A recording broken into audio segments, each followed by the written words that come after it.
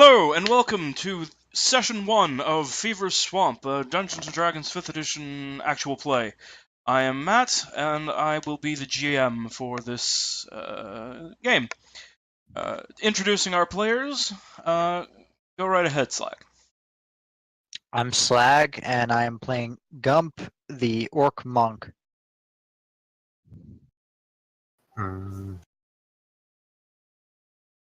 So, that's your cue. Oh, okay, sorry. I'm Saladasma. I'm Filsticker, the Goblin Warlock, who's right next to Gump there. There's no telling if KSB is actually showing the boats, but I'm still Convalescence. I'm playing Silas, the human barbarian. I am. If you were watching the recording, you were seeing me select the character and circle my mouse around them.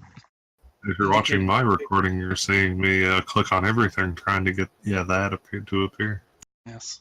Those rings. Mm-hmm. The trick is you have to hold it, not click it repeatedly. Oh. I'm Krator. I'm playing Kildrak Lutger, the Dwarven Bard.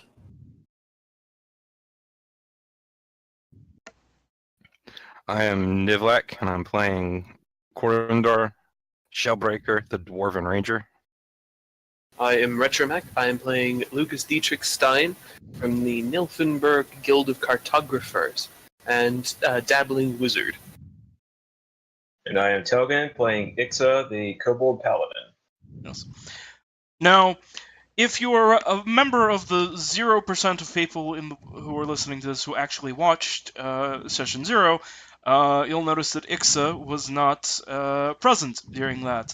So the no one who's watched that will already be familiar with all the other characters, but will not be familiar with Ixa.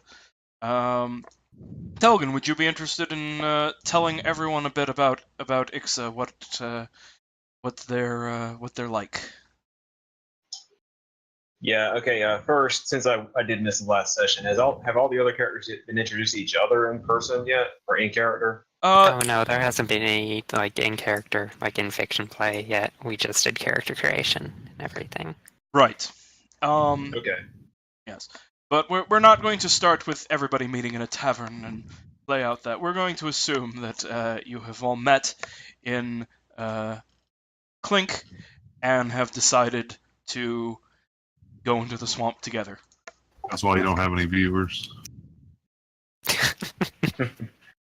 Wow. Okay. Yeah, alright, well, Ixa is a Kobold Paladin, like I said earlier, and she is pretty unusual in that respect already. Yes. She arrived in Clink, I guess, probably several years ago by this point, or even longer. Tends to keep to herself, doesn't really get involved in very much, but doesn't talk very much either, even when she is around. But she is known to heal people or perform similar services when and wherever she can, usually without asking for anything in turn or even really saying much. Very good. So,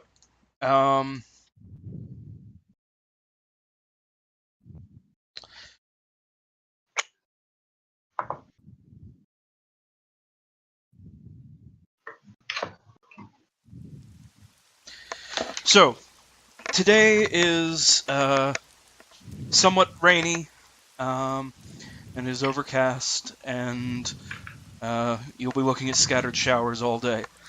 Perhaps not the most auspicious way to begin your journey, but It's a swamp.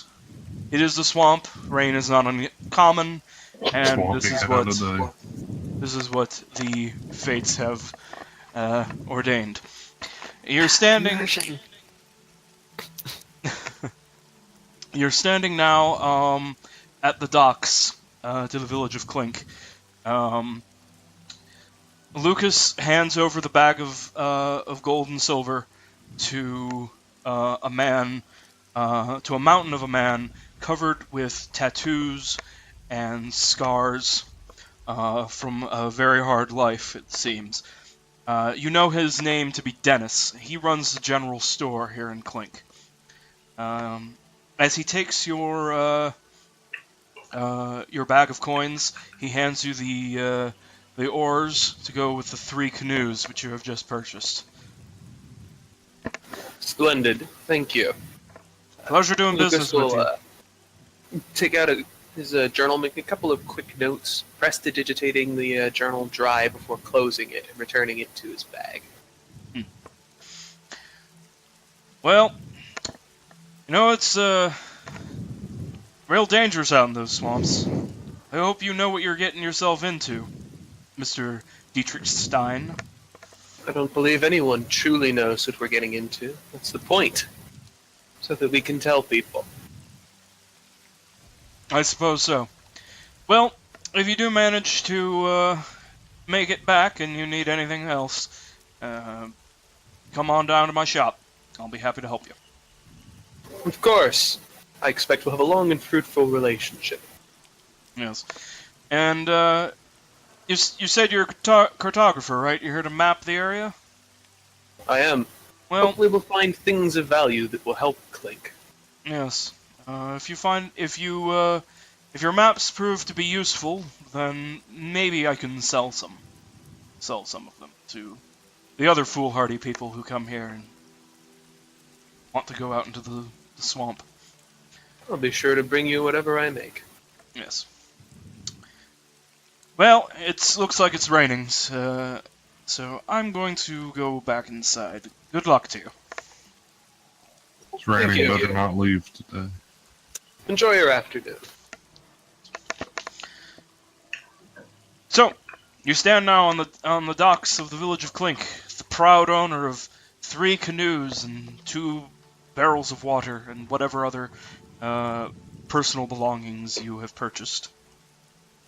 Sound of a hammer rings out as Filsticker applies another personal ad to the post by the end of the dock and then returns to the party.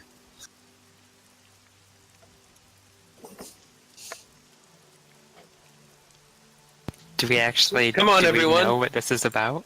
Onto Or- the boats. She's Mustn't out there waste the somewhere. daylight. What daylight? It's miserable here. I'll Oh, you'll be see. more miserable later. Always miserable here. It's a Oh, no, it's completely comfortable. swampy day. But also, what did you just nail to that board?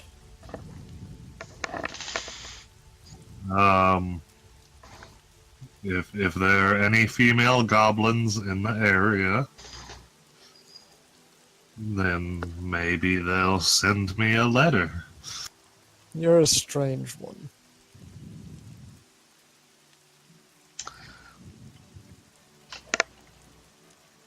Okay. I know, right? Nobody likes female goblins. All right. So, unless anyone else wants to put up any signs on the dating board, I suppose you're heading out into the swamp now. So, step 1, you have to tell me which hex you intend to travel to. So we talked about this a little tiny bit, but before we started, I think Retrimok's idea was to map the 4 that are in a semicircle around Clink first. Mm-hmm. Yeah, come out here towards 5 o'clock and just sort of go clockwise around. Yeah, That way, that sounds good to as soon as anything goes wrong, we can run home with our tails tucked between our legs, me. Yep. warm up over a nice pint. That seems sensible. I suppose that could work. It's a little Besides- bit. Only Iska has a tail. The area around Clink is the most important to map. People are going to want to come out there, fish, or gather lumber, or whatever else we find of value. Yes, cartography and all of that. There's no good stories to be told there. You say that, but you don't really know. The man with the maps has good idea. Travel around, find the lay, know what is out here. It's sensible, at least. A good first test. Ixa nods along. All right. Lucas is already taking the opportunity to prestidigitate himself dry again as we're setting off. We'll do this periodically throughout the day. All right. So you are intending this hex then as your destination. Yes. It looks like it. Okay. Yeah. So you now need to determine who shall be the navigator and who will be making the foraging roll, if anyone. So you must declare a navigator, and you may optionally select a forager. Remind our viewers, what skills do those two roles use? They are both based on survival.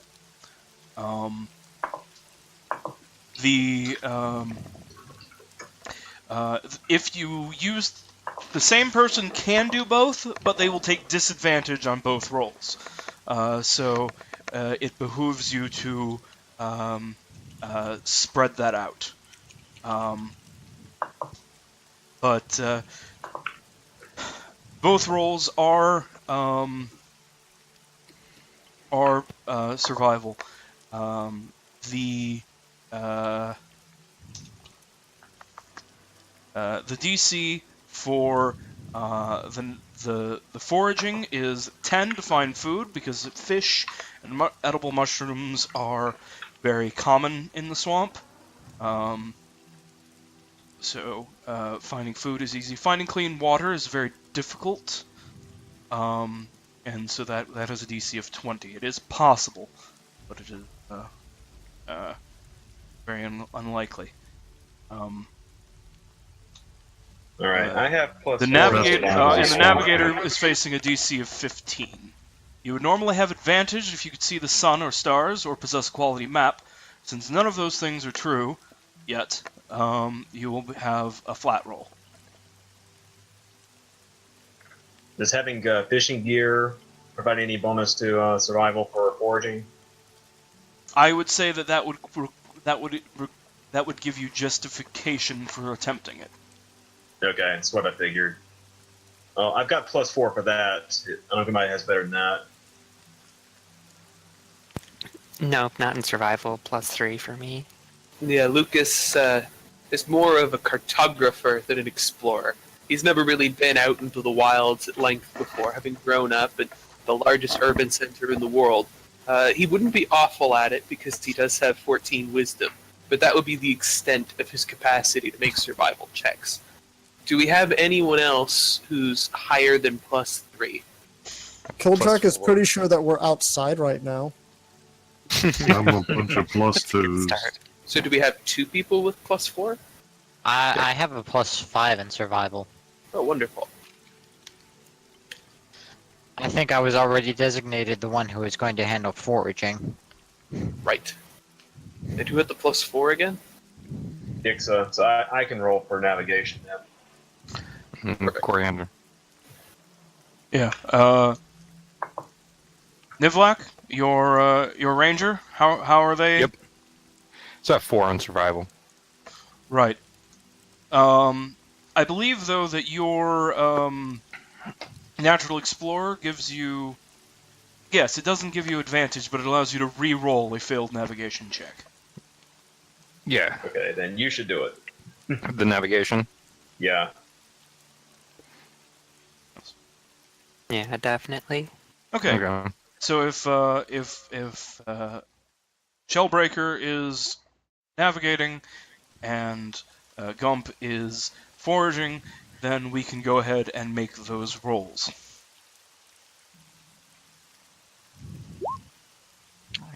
And those are just survival rolls. Mm-hmm. Yes. So you can just click the survival skill on your character sheet. Like, click the name survival. That was an awful roll. No, we don't survive. Hmm. Oh no, we just don't eat. Okay, that's fine. Oh, is that all? We actually survive very well. Yes. So Gump, you're fishing all day long, but you pull in nothing Nothing to eat. Fish. Yep. Fish not biting today. No. But at least your ranger knows where he's going. So you will make progress. Follow the moss. Follow the hanging moss. Yes.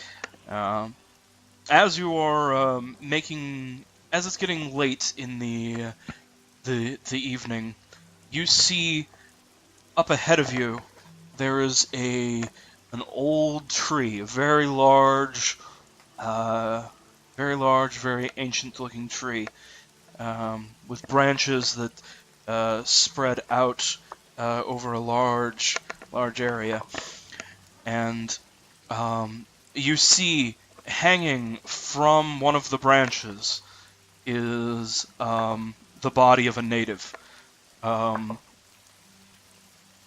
Their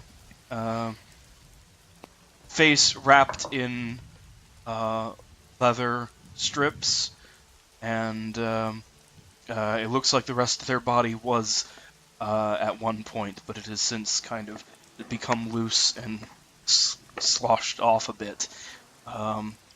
It's a rancid old corpse hanging from this tree. Well, that is disgusting. And it's hanging by its neck, obviously, like this was an intentional, death by noose. I wonder if this is Very someone who ghastly. managed to get on the wrong side of the people in Clink. Yeah, we might. Well, no, because surely one of us would have heard about it.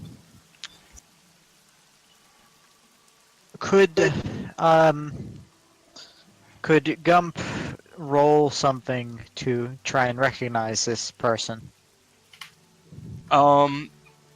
Perhaps. He would have to get. You would have to get close enough to see the face. Oh, But we can't Two. simply leave him there. He's going to be a hazard for travelers. We'll have to take him down. It might be a warning. do either of my fellow boatmates disagree with the idea of at least getting closer? No. No, yep. Probably Not filled as with though- corpse worms. You're in the other boat, Dolgan. Alright. Well, Gump will steer the boat closer. Okay. Gump, as you get close, give me an intelligence roll to see if you can recognize him. That was a fairly mediocre roll. But I did get a 10, so... Yeah. I- Well, Man. from his dress, you believe that he is from the tribe known as the Faceless Ones. You don't notice any distinguishing markings on his what's left of his clothing. And since you have never seen the face of one of the Faceless Ones, because they all hide their appearance behind wraps of hide, you couldn't recognize him. But he lacks any distinction. But you know, you're almost certain he's a member of that tribe.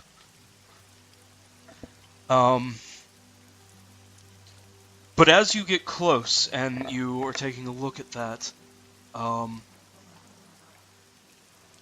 Hey guys, aren't there undead in this one? the branches of the tree begin to shake, and the corpse is pulled. The branch holding the corpse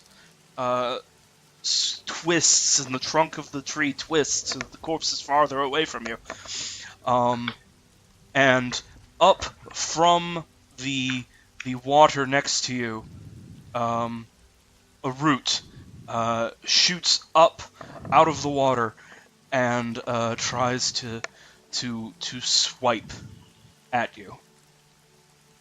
And How rude.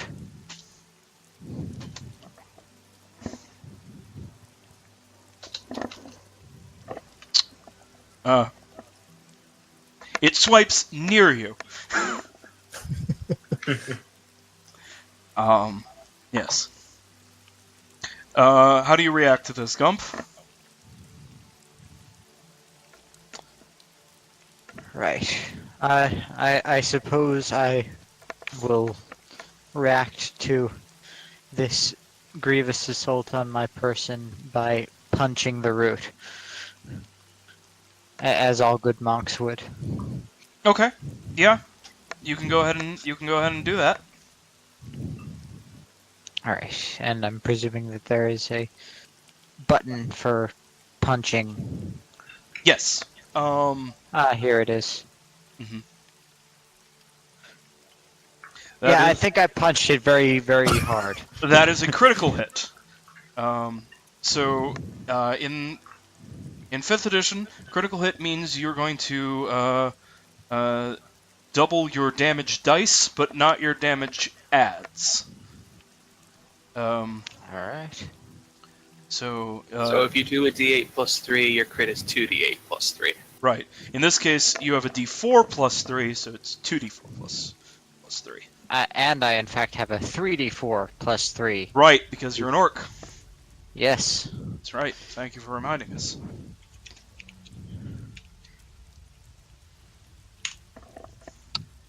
Wow. 13 damage. Okay, so please describe how you have broken this root. As the root lashes out, Gump just raises a fist and slams it into it. And it splinters and cracks before falling apart in half. Yes. As the root is snapped, the remaining lower portion slinks back down into the water. The branches of the tree shake with anger, and more roots begin to come up and surround your boat. Everybody roll initiative. Nope. Tree does not know how to learn lesson.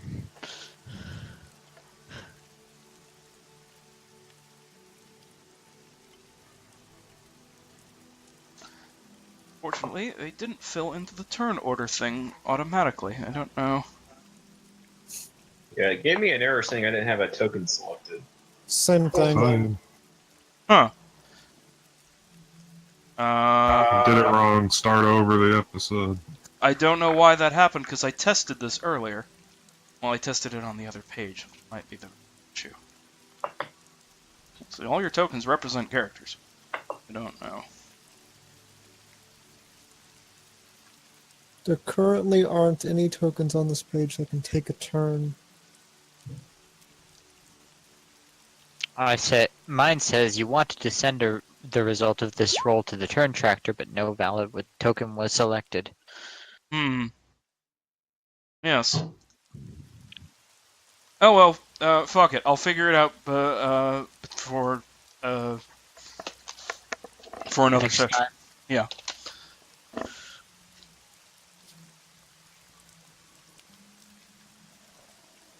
Okay. So it looks like, Gump, you have won the initiative. I still need to roll. Just Oh. 1 second.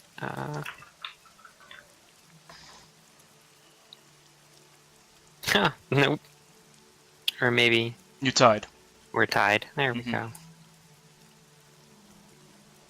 go. I mean, since you're already fighting the tree, I'll let you go first. We can just break it amongst ourselves. Mhm. Equal dex modifier and everything. Alright, So, Gump. So, how Your close boat am I? Your boat is surrounded by 7 additional roots. You do indeed have reach to hit the nearest one. How close am I to the tree itself? Maybe if you had a reach weapon, you could reach it, but yeah. So, like 10 feet. All right. Well, unfortunately, I do not have a reach weapon because I am a melee fighter. Right. So, what I am going to do is I am going to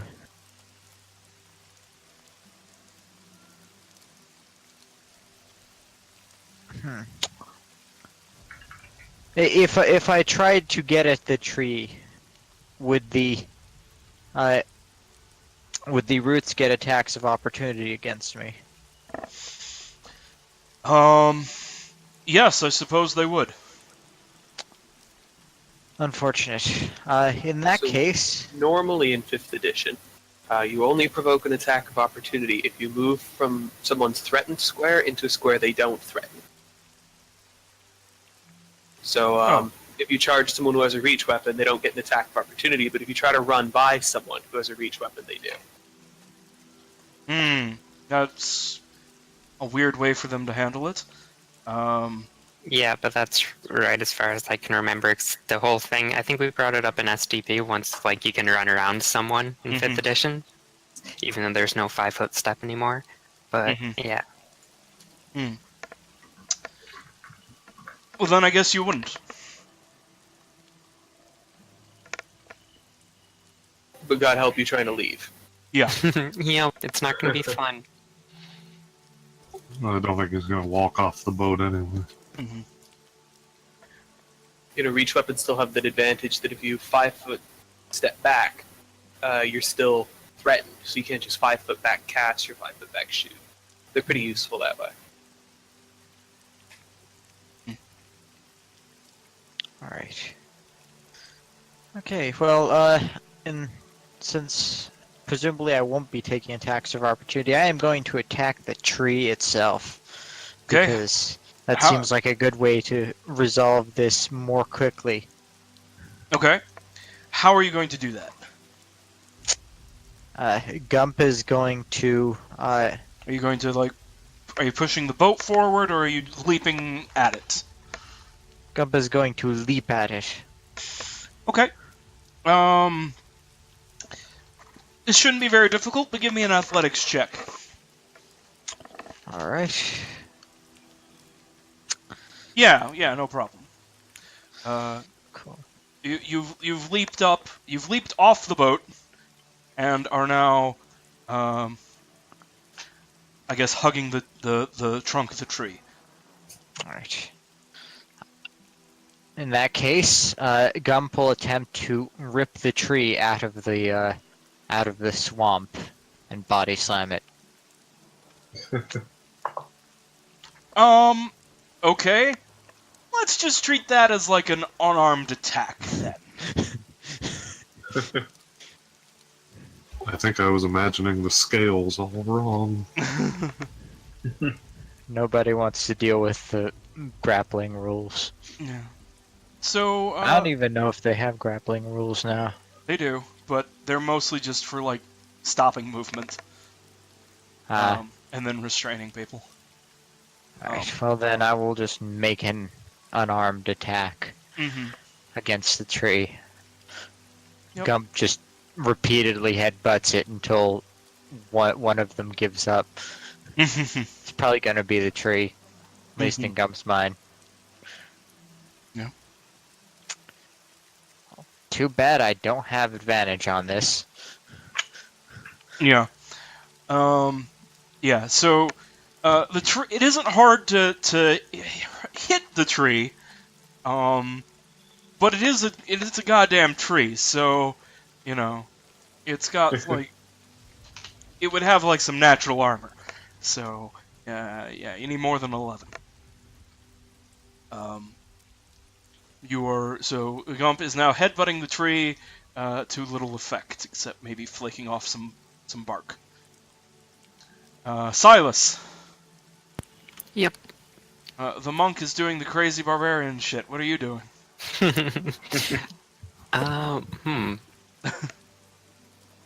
Your boat is surrounded by tentacle roots. Yes, it is. No, I'm not going to make the obvious joke, but in lieu of doing the barbaric thing here, Silas is kind of sanguinely staring on as the roots pop out of the water and surround the canoe, and reaches into his bag to take out a flask of oil, or actually off his belt. I didn't define where the things were like I was supposed to, because there wasn't a space for it. But all right. Sorry. So you have a flask of oil. Yes, right. I'm going to throw it at the tree. Okay. Give me a Dex or Strength roll, whichever's better for you. An attack, I guess. All right. We'll say to hit it and splash oil on it, you just need to hit a 10.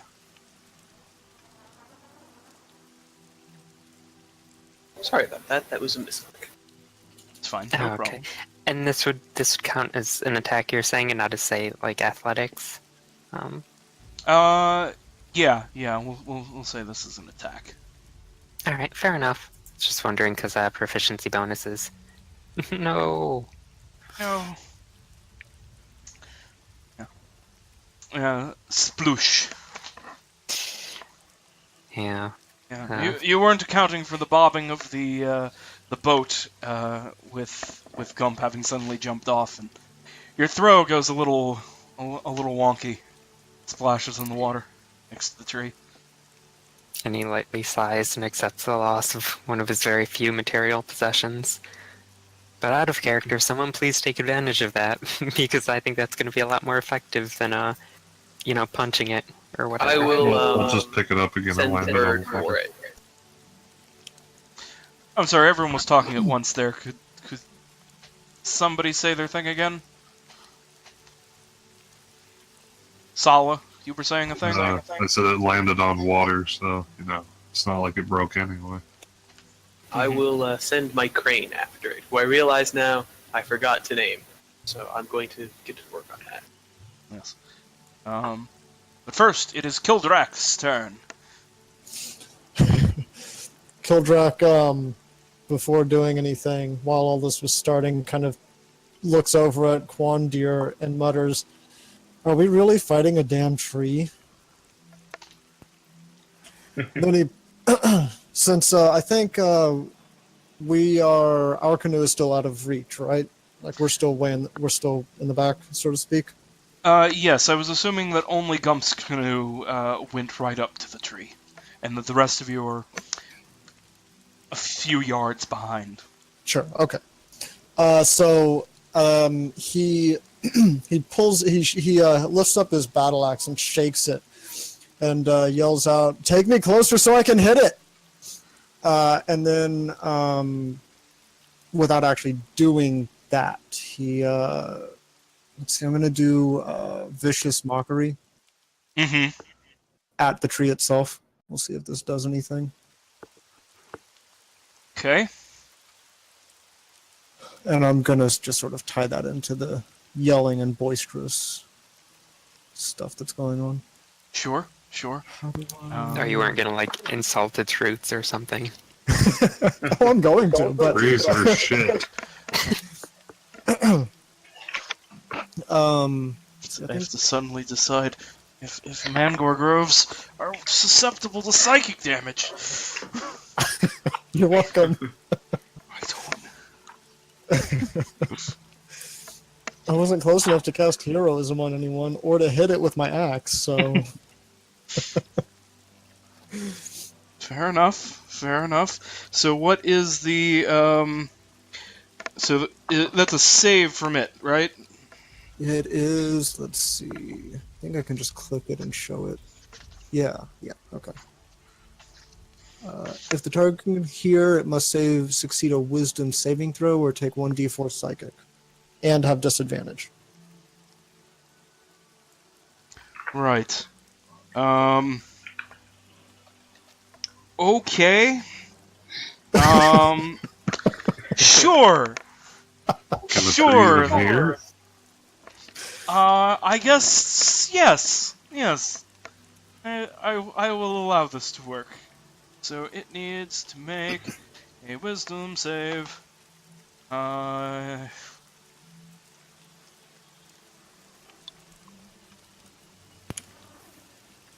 We just started That and seems there's fair. already a Scientific American article being referenced. That's awesome. Interesting. So what's the DC of your spells? If we go over to your spells, It's 13, so 13. yeah, you managed. So the tree is not harmed by your vicious mockery, Oh, well. You don't say. but it is theoretically possible. So yes, Nivlak, Corender, your boat partner has demanded that you get him closer so he can hit it with his axe. You do. Well, to go with Coroner's belief that nature's a good thing, you know, it hasn't provoked us to actually attack it. It's just defending itself from that crazy monk. Mm-hmm. I don't know, man. It struck first that I saw.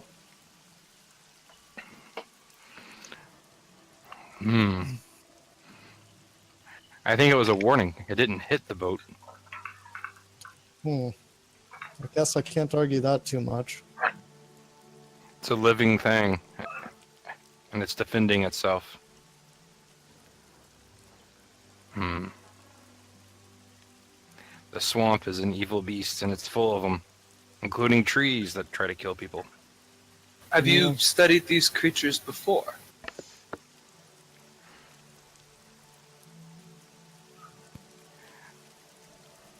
I'll leave that up to the GM to let me know if I've in the swamplands of Muirbog. Well, there might be a This- knowledge check. But Yeah. This specific type of entity you would not be familiar with, but go ahead and give me a nature roll. The nature rule. Rule of nature. Oh, Oh, you Fingers don't have crossed. proficiency in that. nope. Well, go ahead and roll it anyway. You might roll good. He can confirm it's a tree. It's a tree. This is a tree, and it's moving, and trees don't normally do that. It's not a normal tree. I'll be It's attempting the special. same knowledge roll in a moment. I fear that, you know, things in the swamp are meant to kill and protect itself. I think we should all kind of back away from it. Relating to the can plants here thing that has been posted in our Discord, I do believe that the Mythbusters tested out the effects of music on growing plants, and I believe that plants are fond of death metal. Oh, I remember that episode. Yeah. And they communicate through various types of, So clearly the dwarven paladin needs to calm the plant monster with some dwarven metal.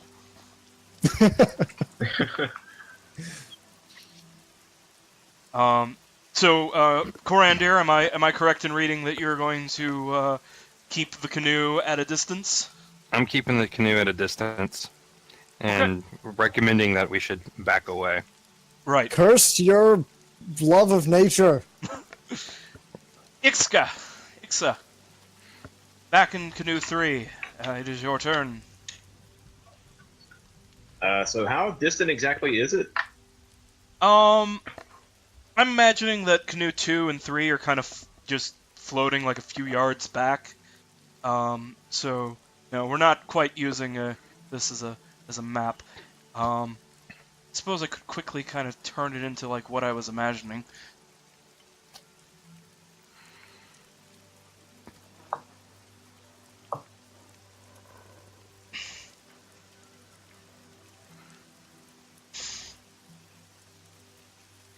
There you go.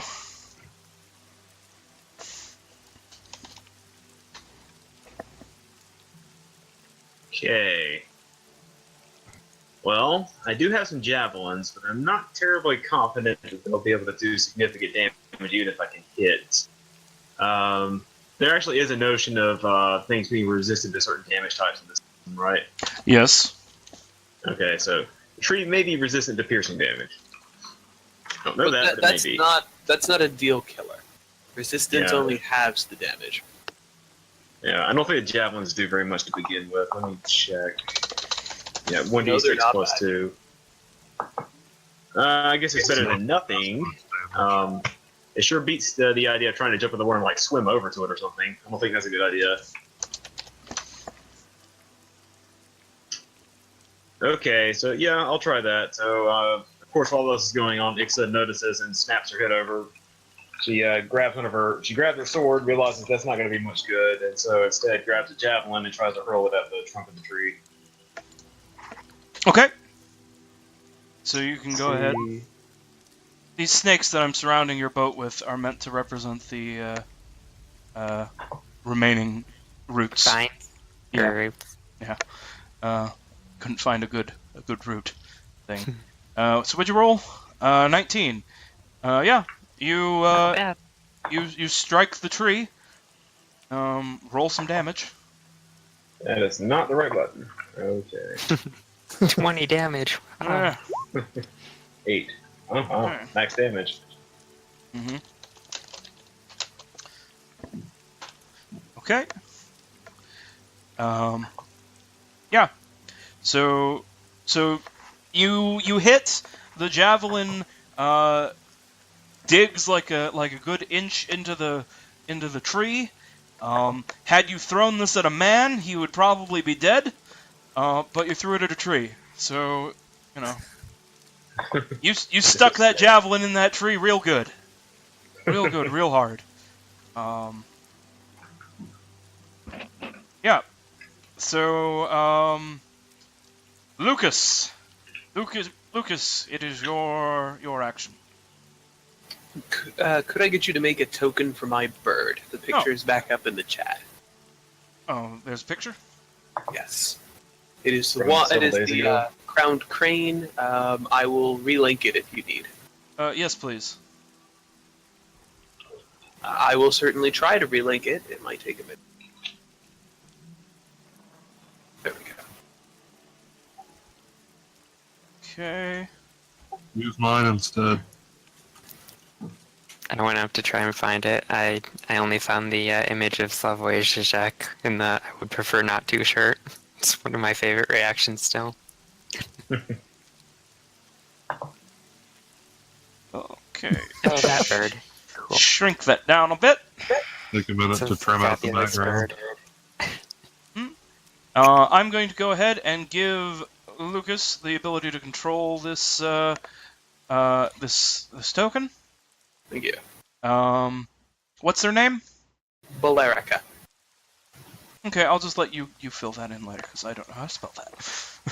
It's okay. They're right with you. And what are you doing with them?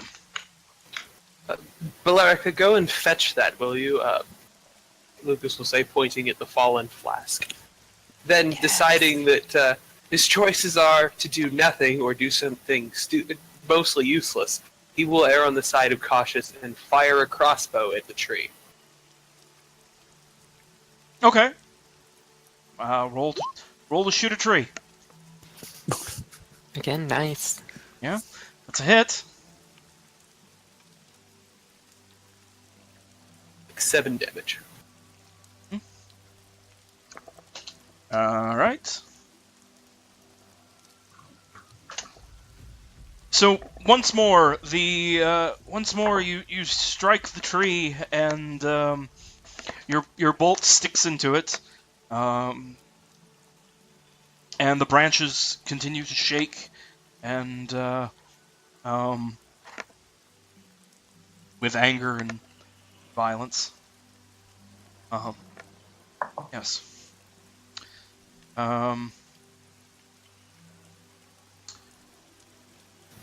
So, Philsticker,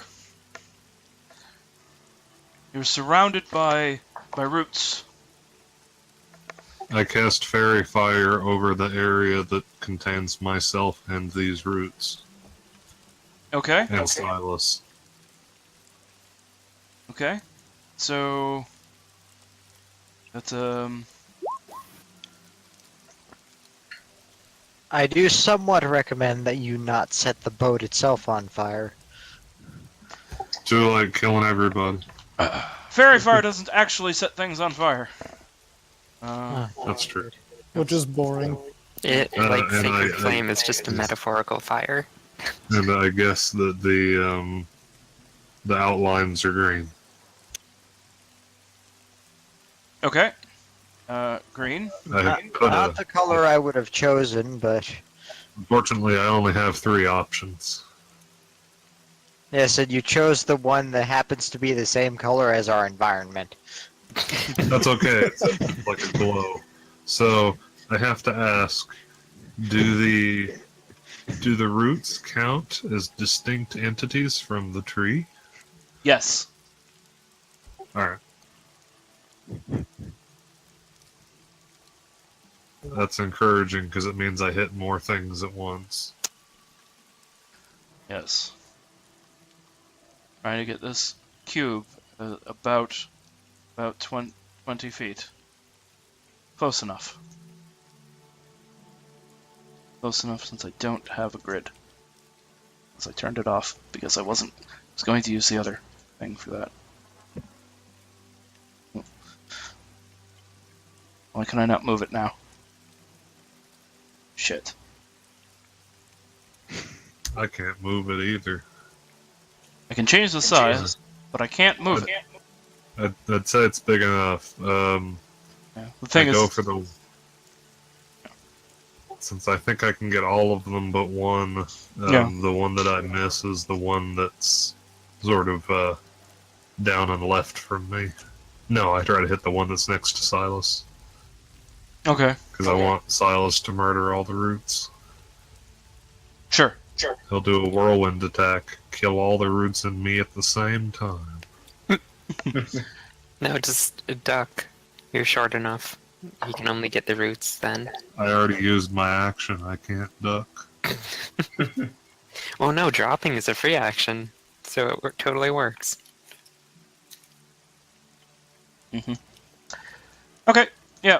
So these ones are fairy fired.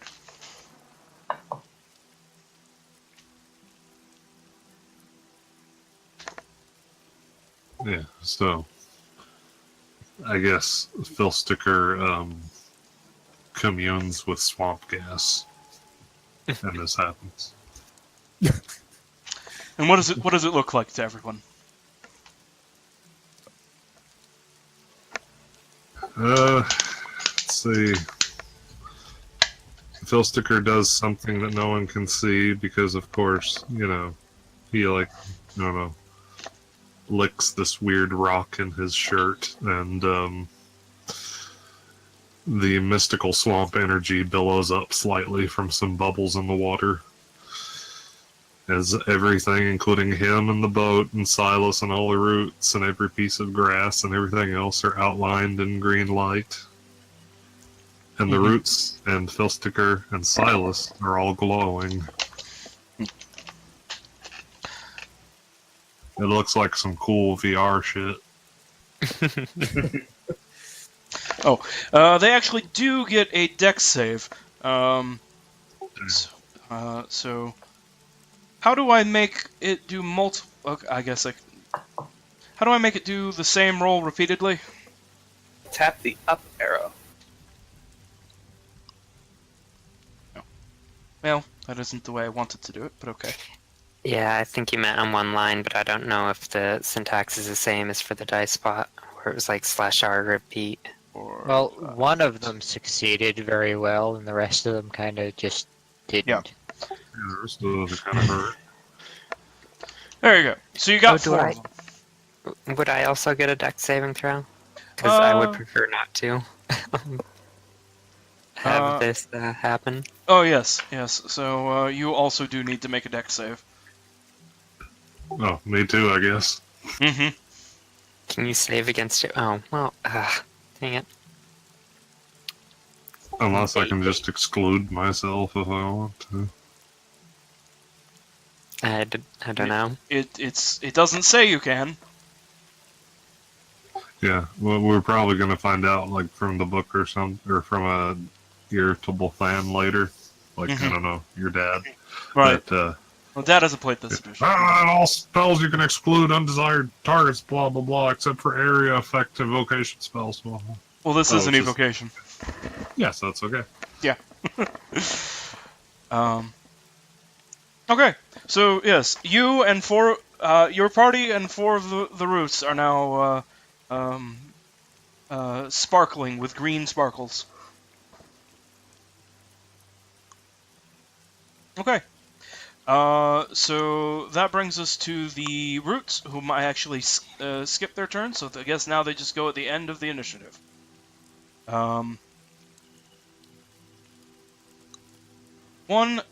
These 2 are going to go after Gump. And, yes, 2 will go after Filsticker, and 2 after Silas.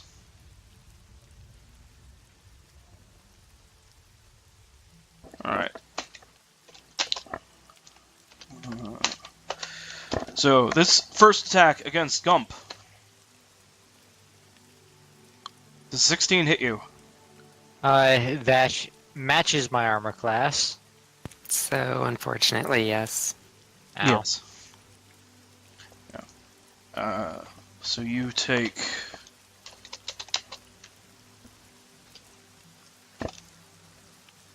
Oops, I put an extra symbol in there. So you get walloped for 8 damage. That one shots me. Alright.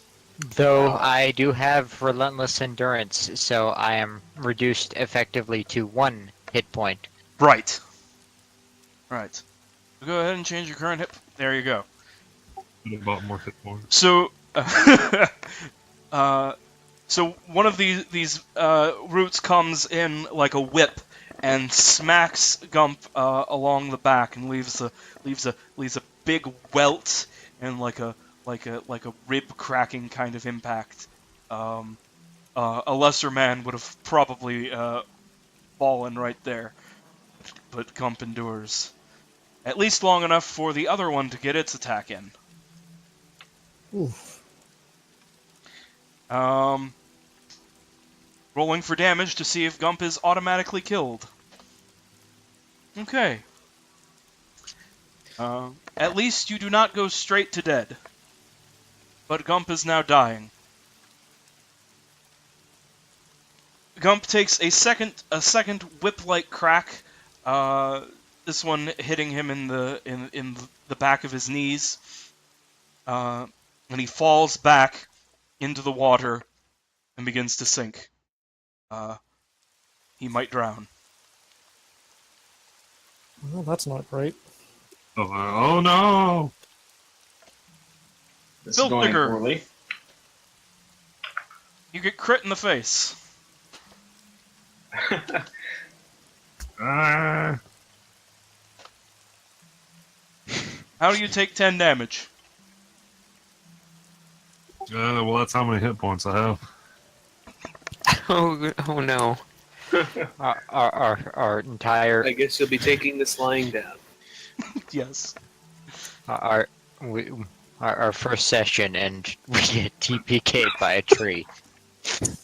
Well, Well, I think the good news is it can only kill the people in that boat, so long as we're not rushing it. Oh, hey, negative hit points do exist in the roll 20. Yes, but but we're not. But that's not how the rules work. So you're at 0 hit points. So if you'll set yourself to 0 hit points. Yeah. I mean, in the roll 20, you could set yourself 5,000 out of 4 hit points and have a bar that runs off the screen. It's not exactly checking your work. Mm-hmm.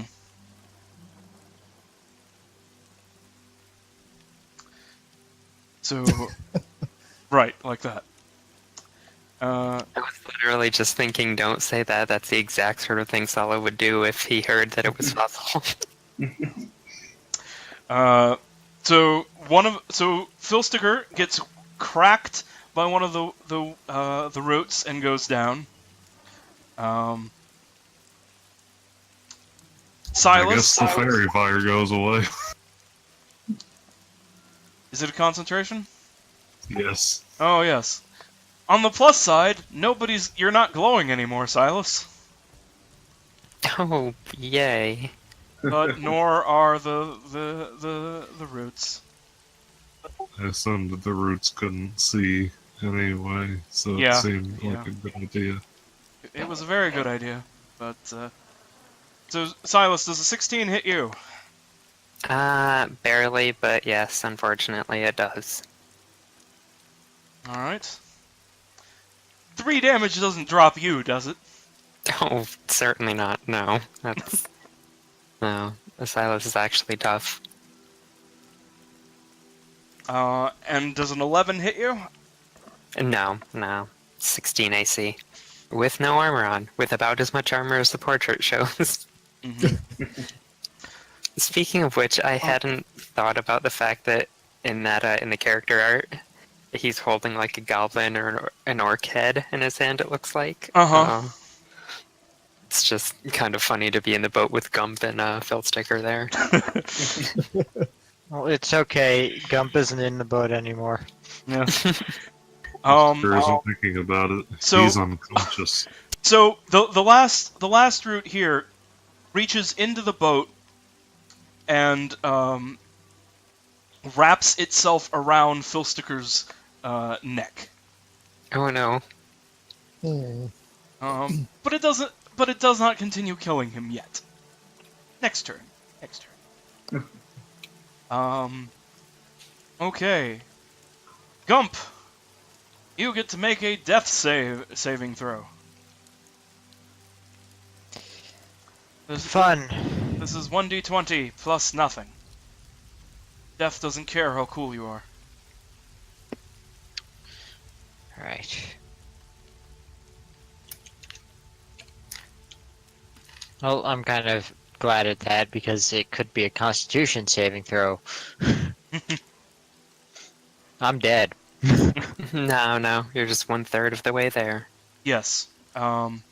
So, is there a spot for this on our character sheets? Yes. So you see under your temporary hit points, you have death saves. Mark 1 failure there. A 1 is worth 2 failures, and a 20 is worth... Effectively, it's worth 3 successes and plus 1 hit point. 10 or above is a success, and less than 10 is a failure. If your failures fill up, then you die.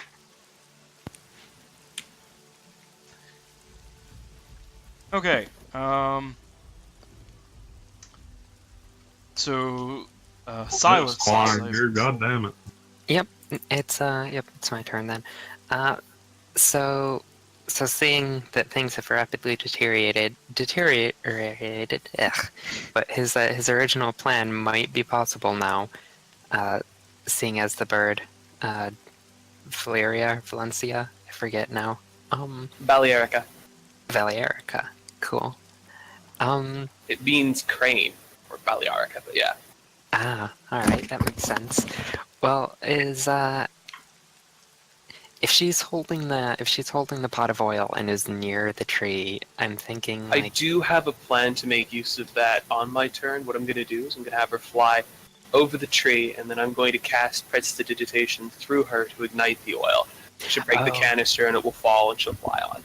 All right, cool. Because I was gonna, like stab the canister to get the oil on the tree, and then, expect you to do the prestidigitating to light it. But Fortunately, Cool. familiars are slightly more useful than that, although it depends. I'm not sure how that's going to be adjudicated, because normally you can't light oil on fire and throw it at people as an attack. I have no idea what KSB is going to do with that, but We'll figure it out. I mean, like, as long as you can light it without directly seeing it that way from inside the bottle, then that seems perfectly fine to me. Like, to let you handle that, I mean. Mhm. And instead, I'm gonna save Phil sticker here because he's right there. How kind of you. So lifting my pike, I'm gonna stab through that vine, Okay. or kind of cut through it. I don't know what kind of pike it is yet. I haven't decided. Because we all know from AD&D there are millions of kinds of pikes. Okay. Oh God. Yeah. unfortunately, no power in the universe can save you from a natural 2. Yep. Oh well. Yep. So you can't quite cut through it. I guess it's just too tough. But maybe in another second.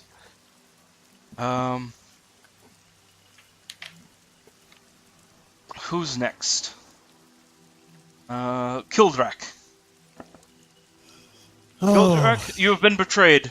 You have not been driven closer so that you can hit things with your axe. Yeah, that's a problem.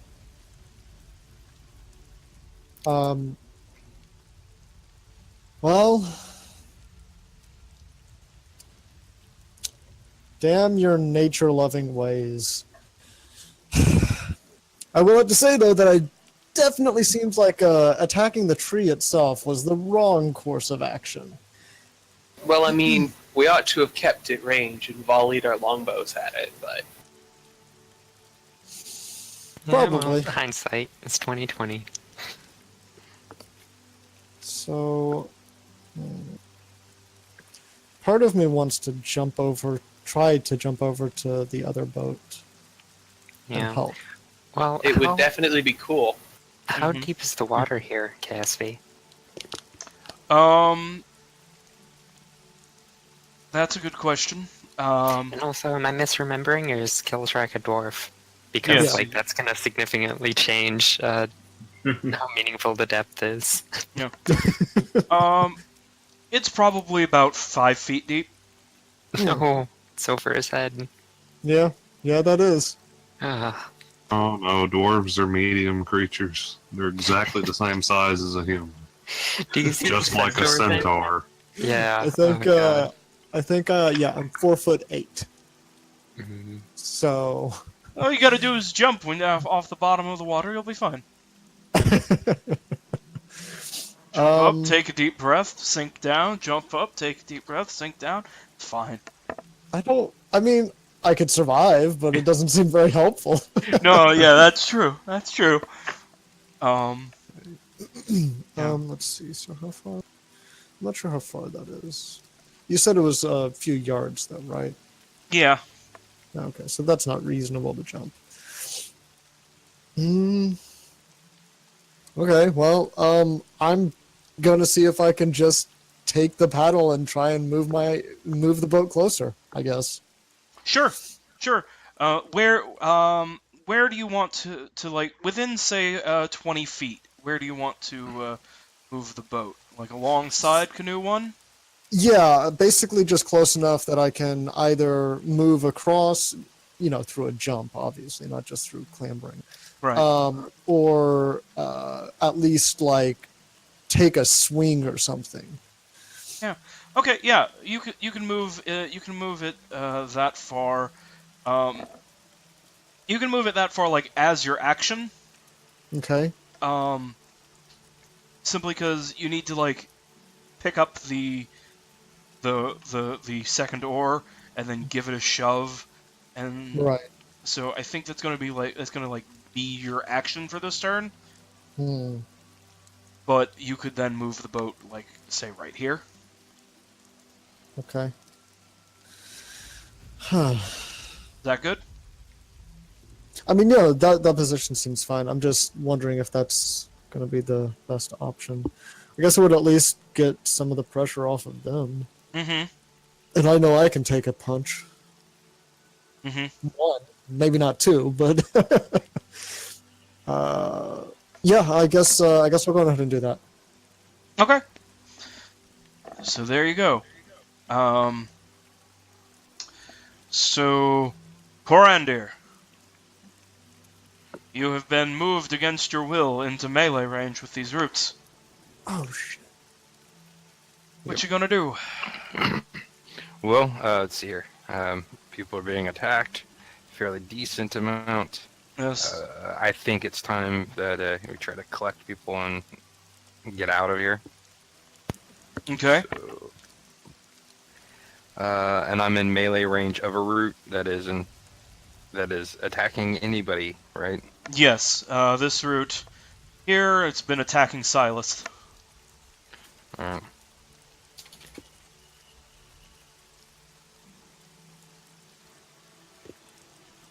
Well, the only choice would be is to try to cut away with a swing with the short sword and try to take us away from here.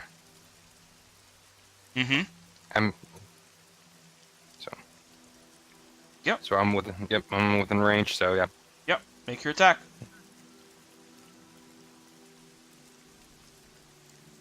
Mm, 11. Unfortunately, as you chop at the root, it proves to be thick enough that you can't quite sever it with one good cut like that. And your sword is like batted away as it flails about. Ixa! Oh, unless you have anything you want to do with your move action, I don't think that they have any options. You're on the boat.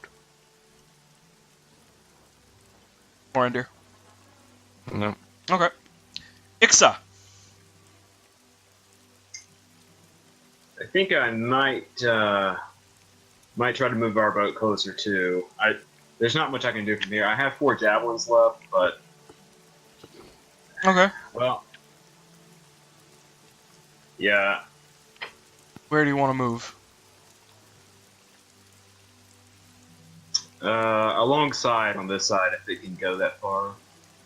If you could make the front of our boat near them, not the back of our boat, that would make my life a lot better. Because being in melee with things is not what I do. Yeah, I'm going to assume you mean so that I'm closer, not you. Yes.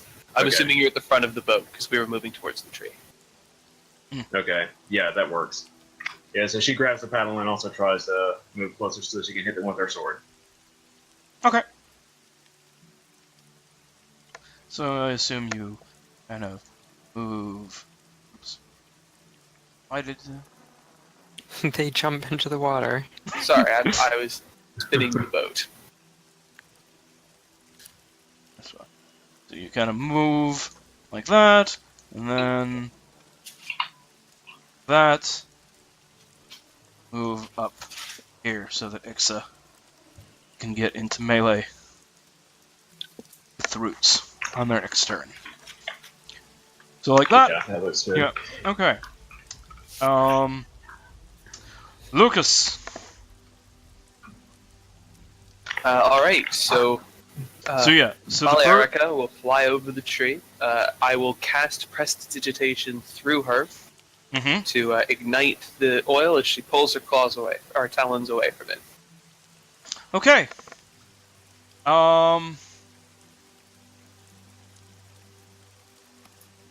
Lighting fires this way is how I've lit every fire for a long time. So it's second nature to me. Hmm. Touching it and then pulling it away as the fire comes up. The only strange is doing it through Balearica, but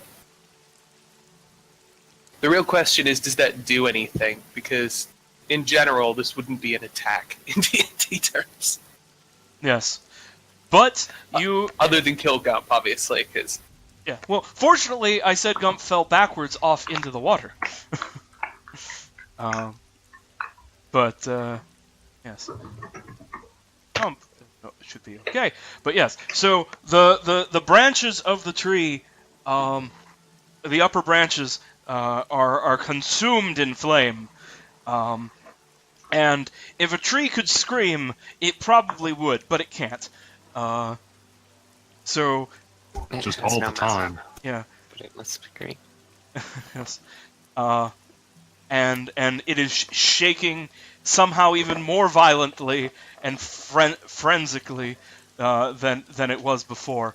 The body that was hanging, the neck snaps off entirely, and the head and body both sploosh down into the water. Somewhere. Now we somewhere. can't save him. Lucas grimaces. Yes. He's not pleased with how this has gone. The first encounter out, he's burning trees, corpses are falling from the sky, half the party is down and being strangled by branches. This has not been auspicious. Yes. Yes. Speaking of Filsticker, it is your turn. You need to make a death save. All right. I believe in you. At least get a 7 to 9 so you can make a deal with death. Yeah. Isn't how that works in this.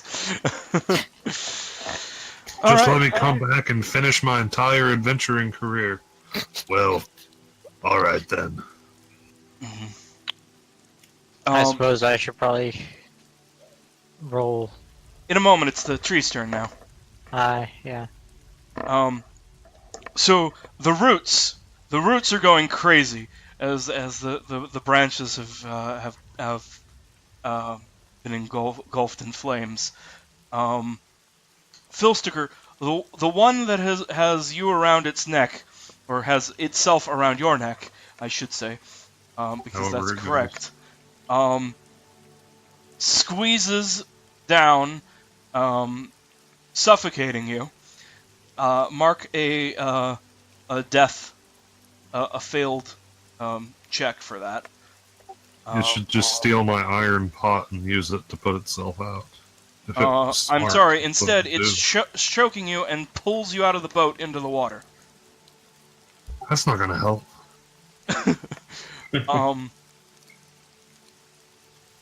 The vines that were here attacking Gump have him now sinking. Move forward, and each of them attempts to smash Canoe 1. I don't like the sound of that. Mm-hmm.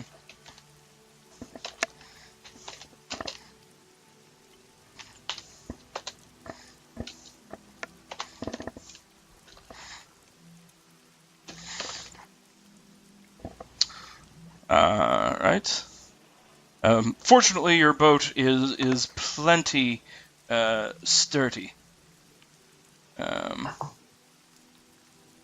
Yes.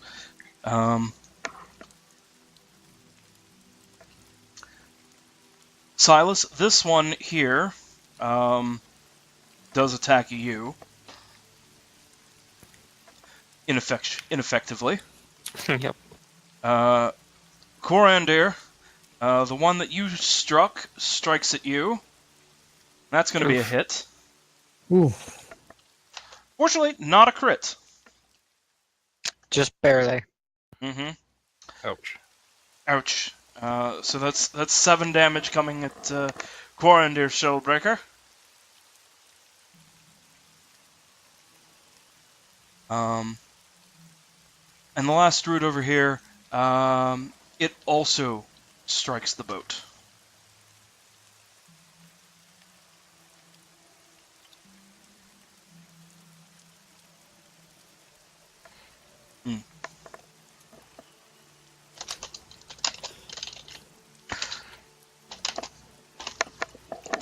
It doesn't do enough to make the boat begin to sink, but it does crack the side and make the boat shake.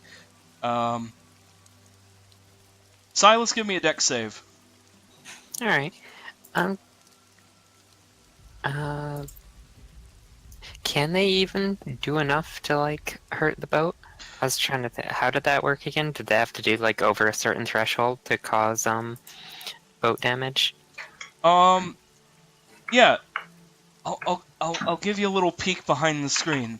So, the book says that it uses these routes to attack boats, Oh no. but it also gives them a D8 damage when you need 10 points of damage to lower the sink die. Yeah. See, that's why I asked, because I thought it was 10. Like I remember there being a. Doesn't it have a strength bonus? It No. just ineffectually attacks the boats. It attacks the boats, but Well, That's it not what would kills you. cause a sink die on a crit. Yeah. Oh, that is true. Yeah, on a crit it could, and also in this case I'm saying that it, like, hitting the boat effectively might make you fall out. That's definitely fair. I got a 10, by the way. 10 is probably enough. It's not that hard to not fall out of a canoe.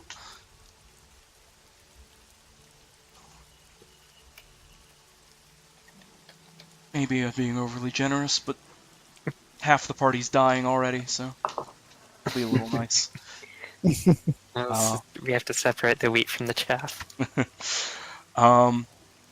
Okay, so that's all their turns. Gump, you need to make another death save.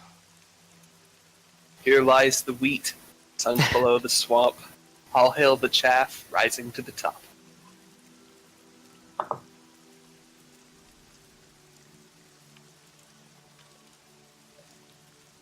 Gump. Yeah. Okay, just a D20.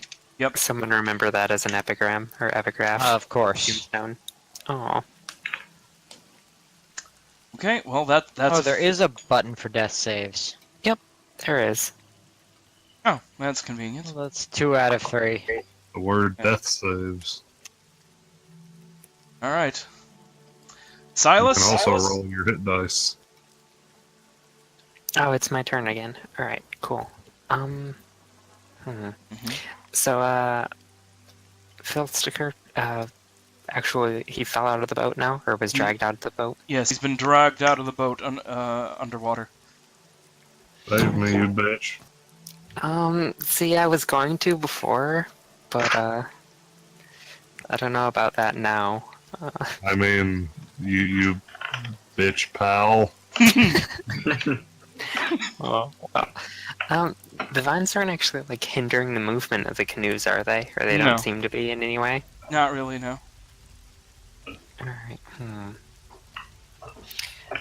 So can I move the canoe, further away from the tree? So like this way? Yep. Yeah, you can do that. Just trying to get it out of there, not like obviously not retreating and leaving everyone behind, but like trying to get it further away from where the vines hopefully have like a limit on the range to where they can travel away from the main tree. Mm-hmm. So yeah. Yeah. He just calmly kind of like slides away, watching Phil Sticker slide under the swampy water. Unfortunately, You whore. No. so it goes. Yes. All right. Yeah. So Silas is away.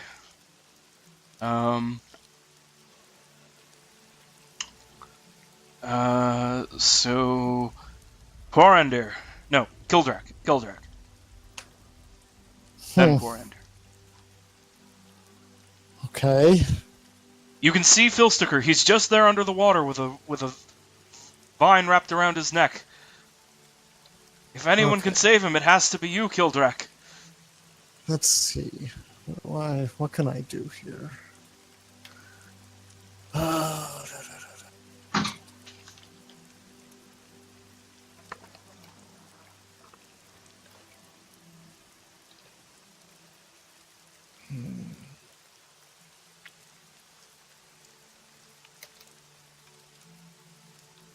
I'll have to touch for that. Okay, how far away from me is he? Like he's right there. You Like, I could hit. You could use your axe to chop the vine and free him. Okay. But if I free him, he's still unconscious and drowning. Yes, you could. If you free him, I'll let you use your move to grab him and try and pull him into the boat. Okay. I was just trying to decide if it would be better to attack or like give him heroism or something. Temporary hit points would not go amiss. Because that would bring him back to consciousness, I think, but then he would still be being choked by a root, so... Mm-hmm.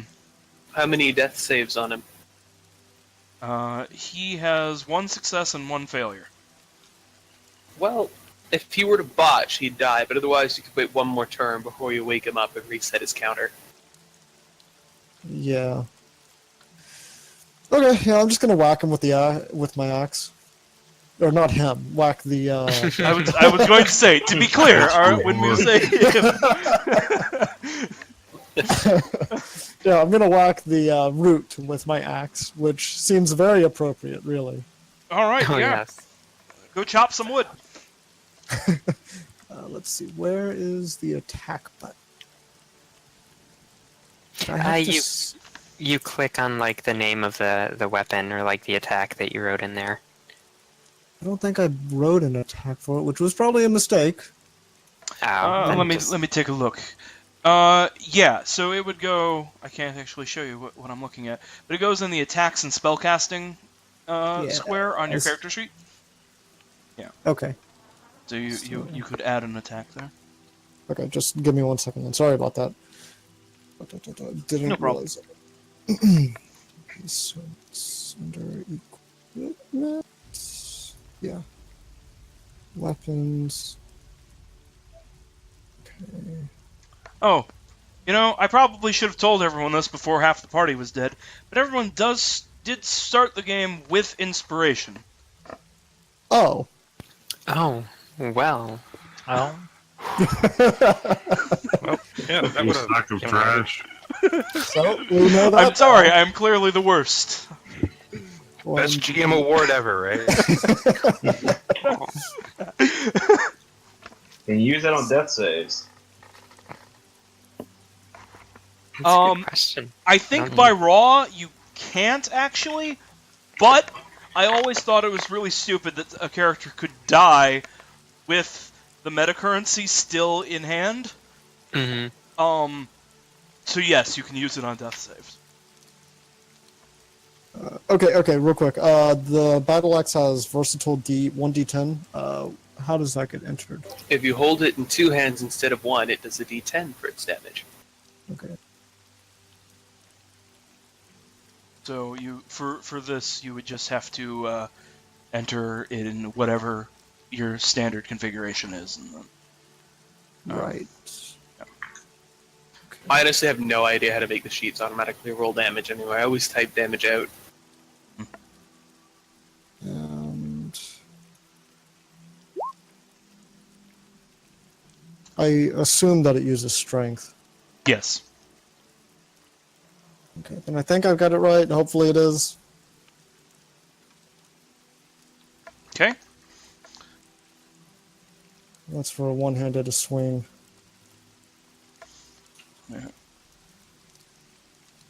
Yeah. Plus 5 attack. That looks right. Yeah. 1d10 slashing. Okay.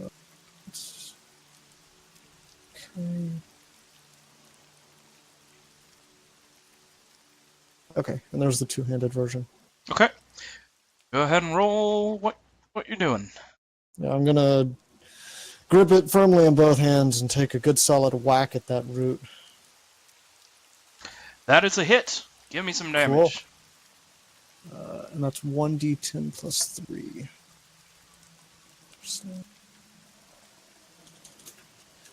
10 plus 3. 5. I wonder if if you click the after it rolls the attack, you can get it to roll the damage by clicking the weapon in the little Oh. thingy. Oh, okay. So, Cool. yeah. That's really Well, that's handy. Thank cool. you. Yes. So you have slain this root, no matter which of those damage rolls we use.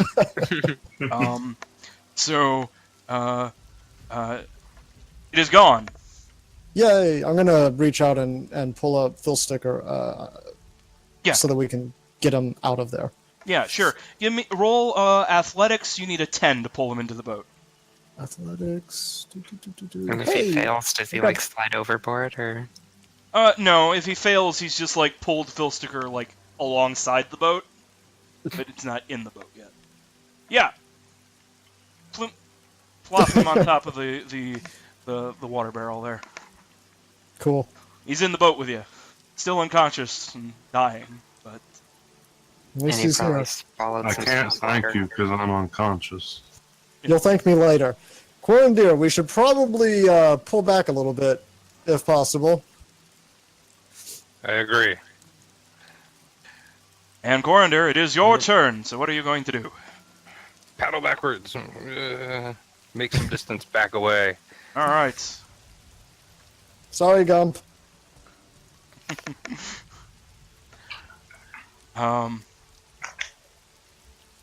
Iska, just as you have reached the battlefield, everyone else has made a tactical retreat.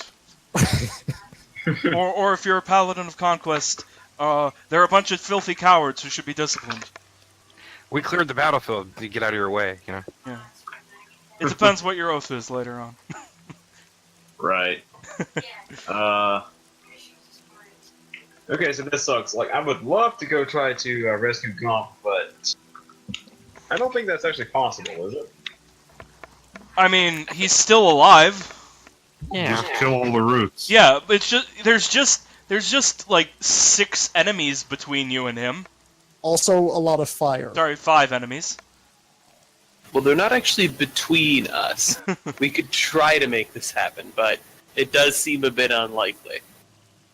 You know, if we were to back up, do like a 3-point turn, we could try to come up this way and skirt through there, like this was Star Wars or something. The walls closed in on us, but I'm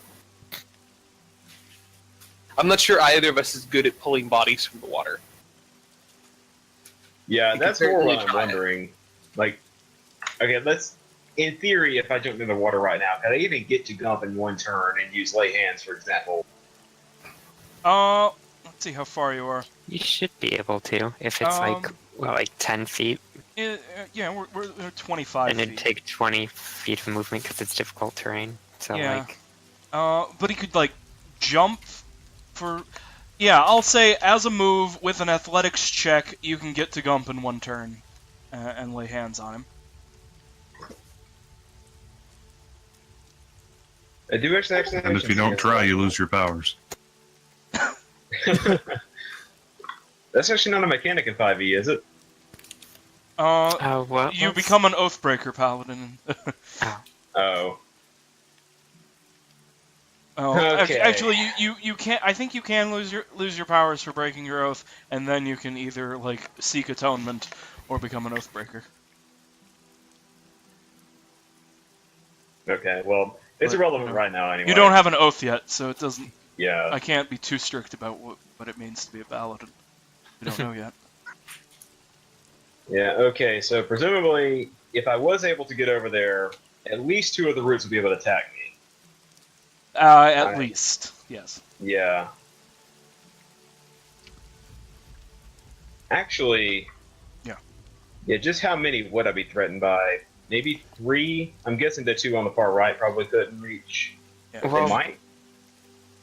because we talked about this earlier, it's only one where you leave its threatened space. So wouldn't it just be like this one? Because these ones would still be in range of you when you end your turn. Mm-hmm. Yeah. Well, that's mostly what I was concerned about. Like, which ones will be able to, like, move and attack me on their turn? Oh, and These- there's like 2, I guess. Yeah. Oh, like KSB. Well, this one's a gray area. Yeah. These 2 will definitely be able to move and attack you because they just were there. This one would not be able to move and attack you, but I think it will get a attack of opportunity as you leap past it. And these two are not an immediate threat to you. Okay. Well, this is probably going to get me killed, but I'll try it. Okay, athletics. Hey, I'm pretty sure that's a success. Yeah. So you Oh, jump. no doubt. You jump across, you get most of the way there, you splash down, and then you can sprint over to where Gump is busy drowning, and you're right next to him. Okay. So now at this point, if I use lay hands and heal 1 hit point, he's not dying anymore, right? But he can still drown. Right. If you heal 1 hit point on Gump, he will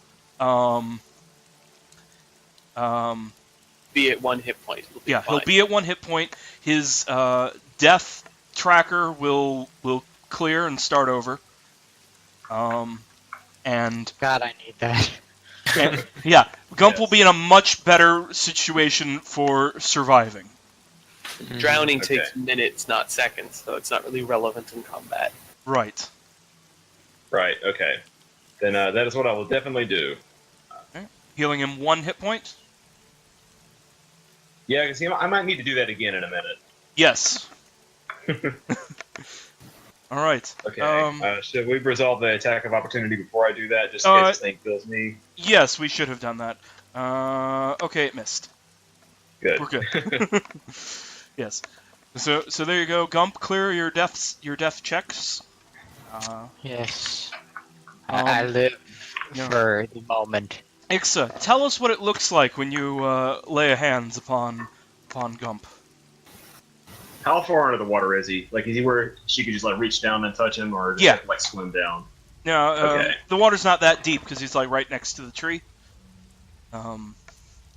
Okay. Yeah, so she lands in the water and thrashes to kind of swim over to him, and just rapidly reaches down and taps a finger on him as she spins around to face the roots, and there's a flash of golden light, and that's it. Gump, No, your eyes no open. words. You see you see a shimmery golden light, and you see Ixa kind of obscured by the water, and you realize you're really, really hurt, but you're alive and underwater. Right. And you lower. Gump will make the attempt to not be underwater. Yes. Yeah.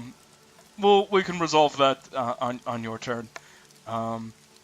Lucas, your boat mate has just suicidally flung themselves into the swamp water. Lucas is going to paddle. He's going to come back a little, Uh-huh. but he's going to turn, come back a little, Mm-hmm. turn, come back a little. And then I can't move the barrel, but I'm not done moving the boat yet, so just Okay. chill out. Sorry. And he's going to turn just a little bit more I will give and all players move the control boat of the barrel. forward a little bit. All players can move the barrels now. Wonderful. And Balearica will come land on the barrel. Okay. And so far we've been treating rowing as a full round action, so I row. Yeah. I think that's reasonable. Vilsticker, you're still dying. Sounds normal. I now see you've on, played yes. 5th edition before. Nah, I'm getting better. I went through all that effort to save you. Don't flub this. I'm good at dying. As Yeah, that was a success. So now he's at 2 successes and 1 failure. He can still die with a natural 1, but no. Okay. So it's now the tree's turn. Ixa, as promised, these roots are coming for you. They're not happy about their entire life right now. Because it has become much shorter with all the fire. Yeah, okay, so that first one hit. Yeah, I thought so. So You get thunked for a good 3 damage, but you're tough, so that probably isn't going to kill you. Yeah, that's not enough to really be concerned about. Mm-hmm. Let's see, how far out are we? Yeah. Okay. So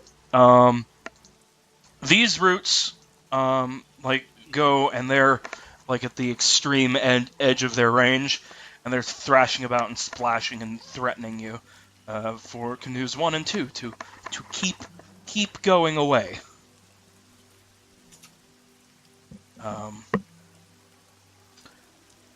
This last route pulls in closer, but doesn't get all the way to Ixa yet.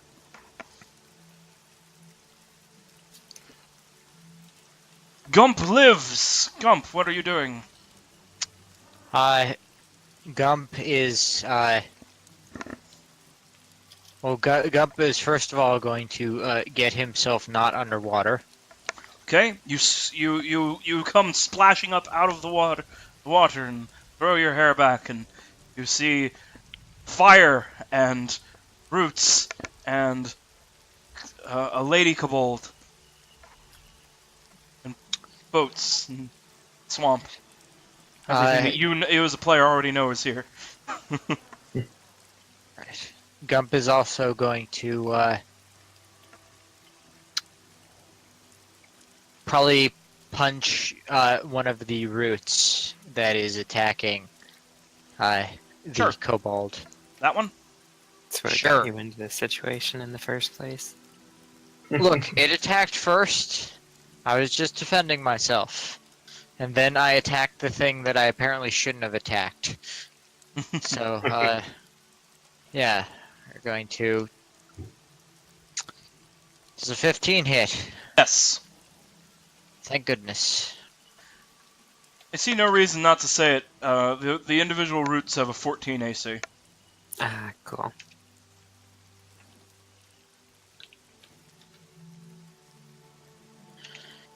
This probably isn't going to do enough damage to actually destroy it, but at least it'll...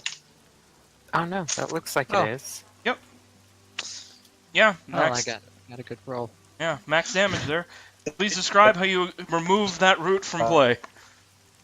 Right, Gump grabs it and just rips it out of the water and tosses it aside.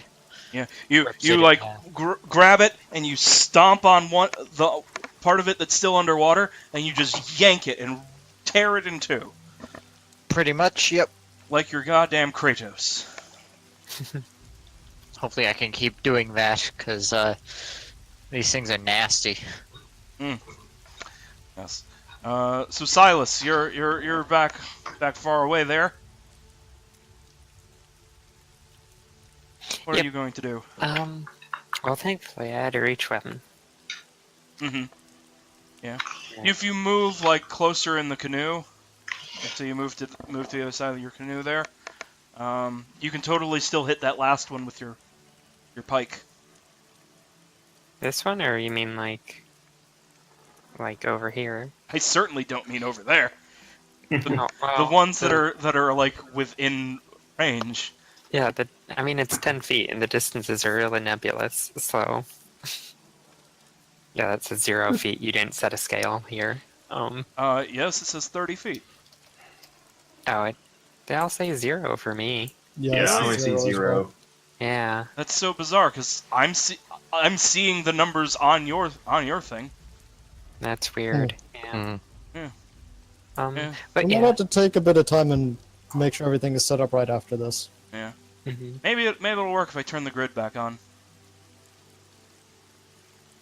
Oh, finally. Ah, What yeah, are those that works. shapes? Yes, that appears to have fixed it. Can see them now. Cool. All right. All right, but yep. Like I made say, some you can rules. hold Alt when resizing your map, and you'll have an easier time making it fit the grid. All right. I don't see any need for that. All right.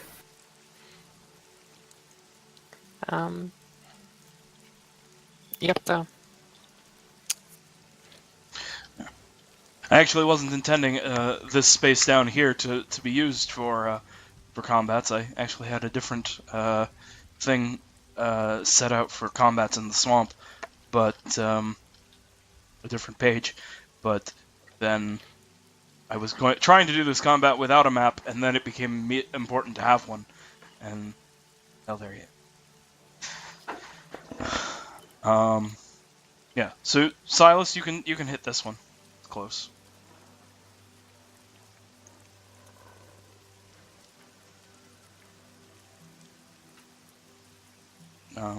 Oh, you did, and you see you rolled. Okay. It did.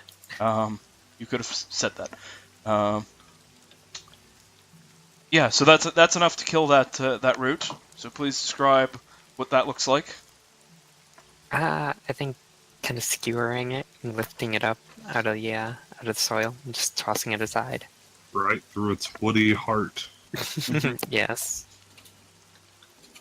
Yeah. So you you skewer it and it starts leaking sap and it recoils back down into the water. Ruptures the fluid-filled sacks that they use to move. Mm-hmm. Gildrak. Yeah. Well, given Phil Stecker's pitiful position, Mm-hmm. sorry, I'm gonna go on ahead and cast Healing Word on him. Cool. Which, let's see. That's wait. Oh, maybe I won't. Okay, no, sorry. You son of a bitch. I saw the components in the spell sheet. The default that it has that's grayed out says ruby dust worth 50 gold, and I was like, wait a second, I don't have that. But no, there's no small component. So it's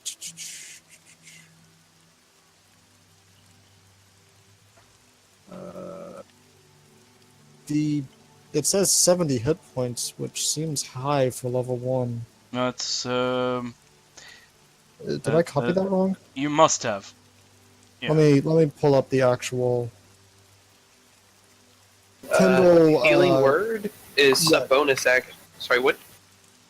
Is it Healing Okay. Word, or what's the name of the spell? I got it. Alright. Kindle copies things weird. Mm-hmm. Yeah, it's Okay, 1d4 so- plus your spellcasting modifier. Oh, I see what I runs- did. Kindle runs OCR on text that it doesn't have to or something. Yeah, it's just OCR mess. So I see what I did wrong. It's I copied the wrong spell. Okay. So this makes more sense now.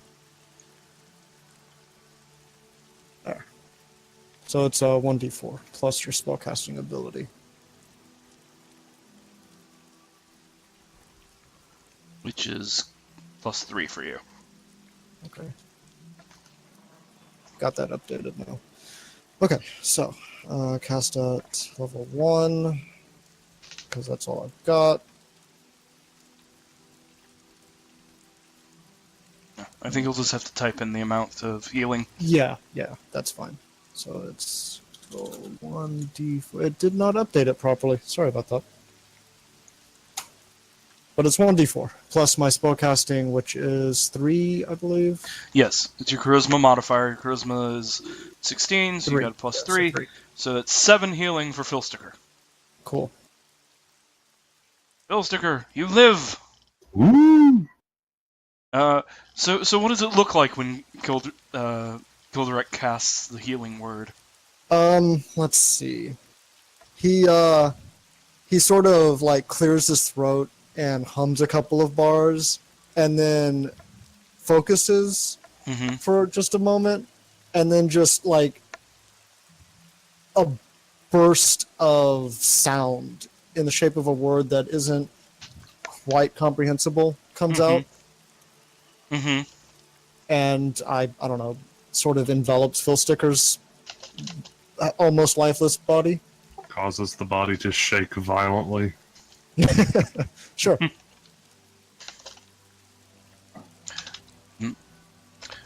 But yeah, Philsticker suddenly takes a deep breath and can breathe once again, and they're This isn't the boat I was on before. no, it isn't. But you live.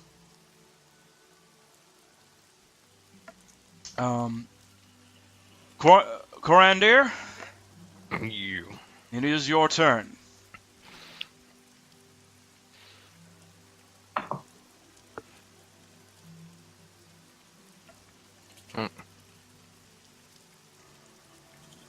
We need to position the boat a little bit in a way where we're gonna try to get away, but at the same time still try to defend. So Mm-hmm.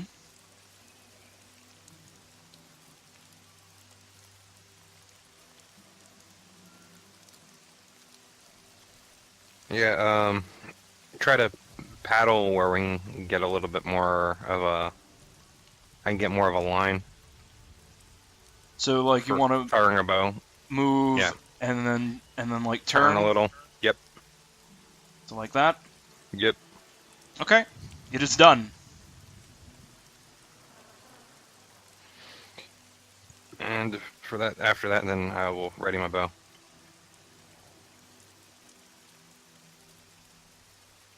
Okay. Yeah. So, Ixa,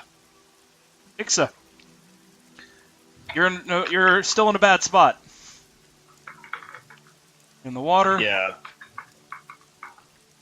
There's brutes thrashing about. The tree above you is on fire. What are you doing?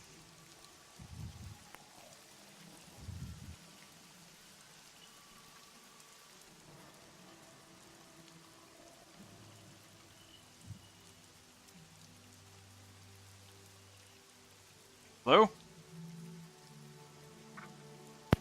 Did we lose Telkin? I think we lost Stelgan. Oh no. Unfortunate. Oh, he is typing. Oh. He can hear us. We could hear you typing. Good. Once Yeah, you again, hear me I was now? thinking. We Yeah. can hear you now, Yes. yes. Okay, that's weird. Anyway, as I was asking, moving through the water, did somebody say that counted as a double movement cost? Yeah. Yeah. Okay, and base speed is 30, I think, for a kobold. Mm-hmm.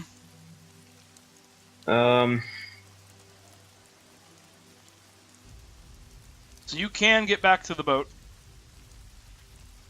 Yeah, would provoke one attack of opportunity, presumably. Mm-hmm.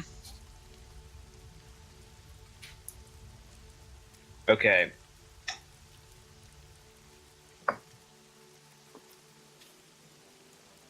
I may regret doing this, but so far things have been going well.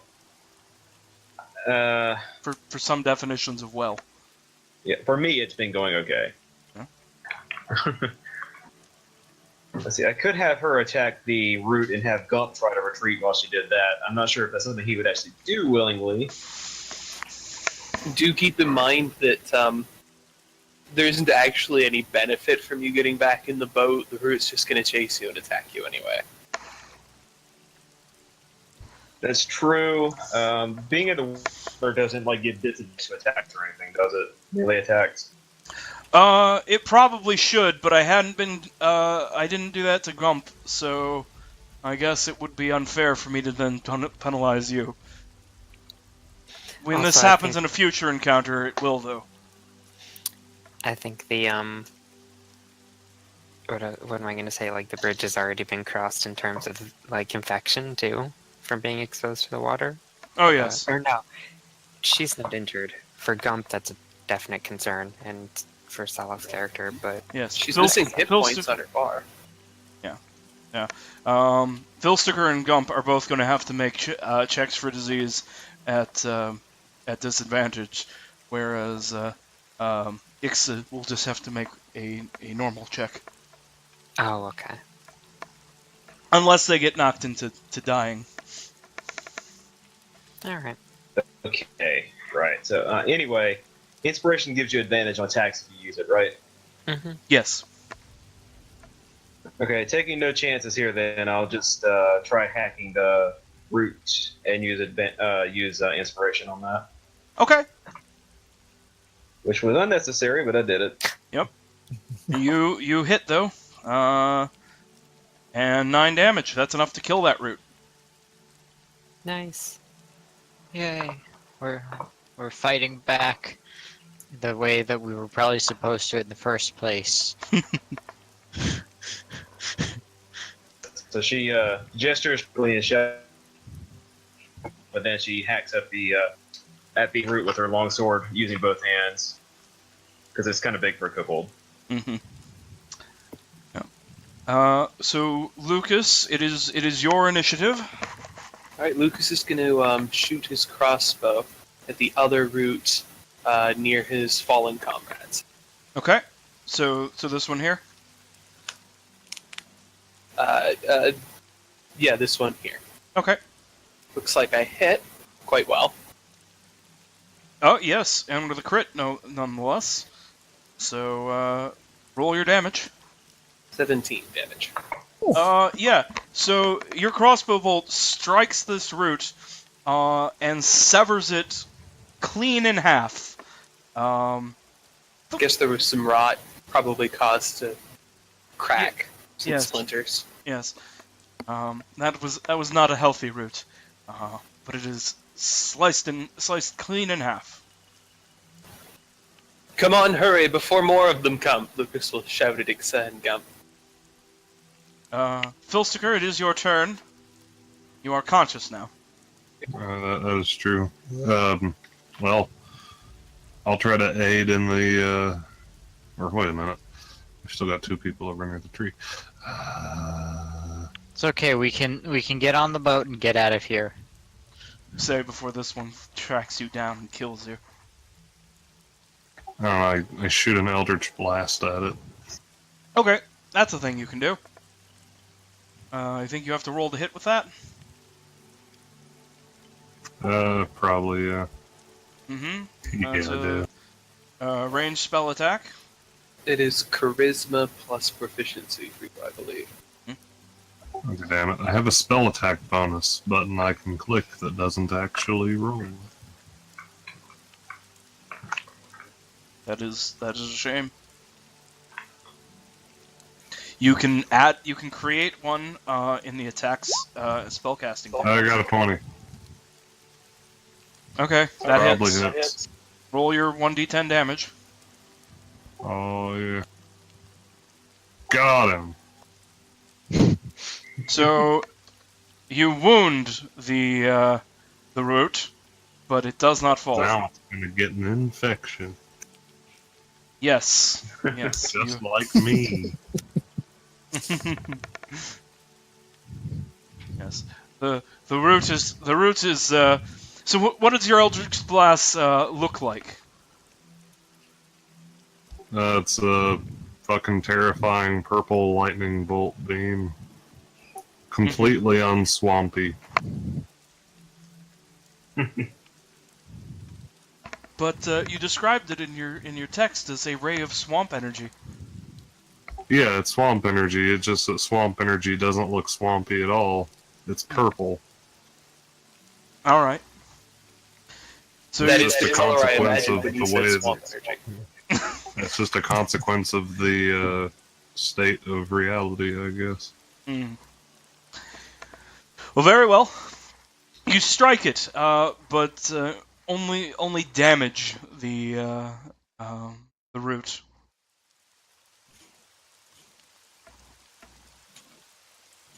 So That's so the root, now damaged, begins to pull back towards its tree. And we're back to Gump. Right. I guess Gump is going to try and get out of here, and is probably going to drag Ixa along if Ixa does not seem to be capable of moving. Which I'm pretty sure that Ixa can move, but also, it can. If Gump pulled Ixa, could Ixa still move on her turn? Let me ask I that. suppose, yes. Right. Well, then I will pull Ixa along towards the boat and give at least her a slightly better chance of making it back to safety than we might otherwise. Actually, it's not that far to the boat, is it? Can we make it to the boat from here? Yeah, one action. If you don't mind laying on top of each other, yes, you can both get aboard. Alright, cool. Then I will get aboard the boat. Okay. I would attack the vine, but I don't think that I could reach it from there. Okay. Oh, you could have moved and attacked it. So But then I couldn't have moved to the boat. at this point in the right, but you could have killed the last tentacle. So at this point, I'm just going, in the interest of maybe saving some time. Ixa, are you going to move and engage the last tentacle, or are you going to retreat and get on the boat and pull away? I think getting on the boat is the best idea at this point. Okay. So Ixa gets on the boat, and it's going to pull back into the tree to die in the fire. You guys can all pull out to a safe distance. Let's save it. Well, all is well Maybe that it'll ends join well. us. What do you suppose we should call that? Lucas has his journal out, making some quick notes about the area. And, Demon about the tree. plant we found here. I It don't has to know. have Demon an- tree, it's correct, but I feel we can do better. Philsticker rubs his neck and says, "It obviously has to be some kind of pun or reference to hangings."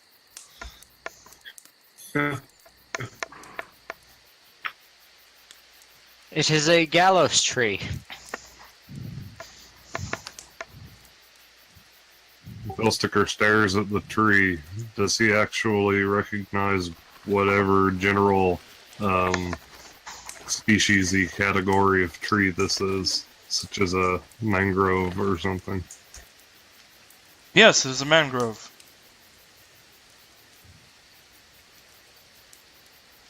Alright, well, it's a mangrove. So... Oh, it's a hangrove. There you go. A bit too light-hearted.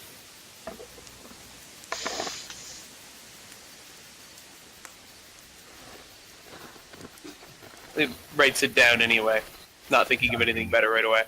Apparently we've got an angry wolf stalking our camp, according to my audio. Should we be concerned? No, I just switched over to that because it had a campfire sound. Oh no. Oh, see, I assumed that one of you was actually just outside. No, sorry, that was game audio. Yes. So the tree is burning and will soon be. The leaves are all dead. The branches are falling off. It is only a matter of time before it is all burnt up and dead. What is the party to do? Philsticker's gonna glance all around and see if he sees any mangrove seeds afloating, and if he does, he's gonna snatch them out of the water. Okay, roll a Destroy d20 for me. Can I roll herbalism proficiency? Sure, whatever. Yes. Yeah, you find you find one. Sweet, these are going to be important one day to the Goblin Swamp City. Well, we should probably find a dry island we can stop on. Look over your wounds. Let me patch the boat a bit. Make some notes about the area and continue on, I suppose, after a nice light lunch. Kildrak maybe, is maybe not is, provoke a tree. Kildrak is Let's see if we can find a bear island. humming a little bit and trying to compose a little bit of this into song. It's not going well. Yes. But yes, so you are able to continue on with your day, and we come to the evening,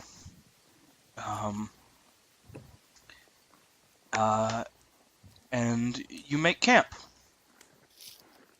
Sorry for the confusion. A naked island. I know. I know. Yeah, It's free of bears. Yeah. would this be the time also for Lucas to do the map? No, Yes. Oh, is that at the end of the day, or? you have to spend. So this was the trip to the Hex. You then have to spend a day exploring the Hex. Oh, a whole day in it? Okay. Yes. But Lucas will approach Canoe 1 and check on the damage and see if it's within mending capability, which mending can fix any damage that is no longer than a foot, longest dimension. Yeah. So I hope so. Yes. The it's mostly superficial damage, and you are able to mend that, no problem. Wonderful.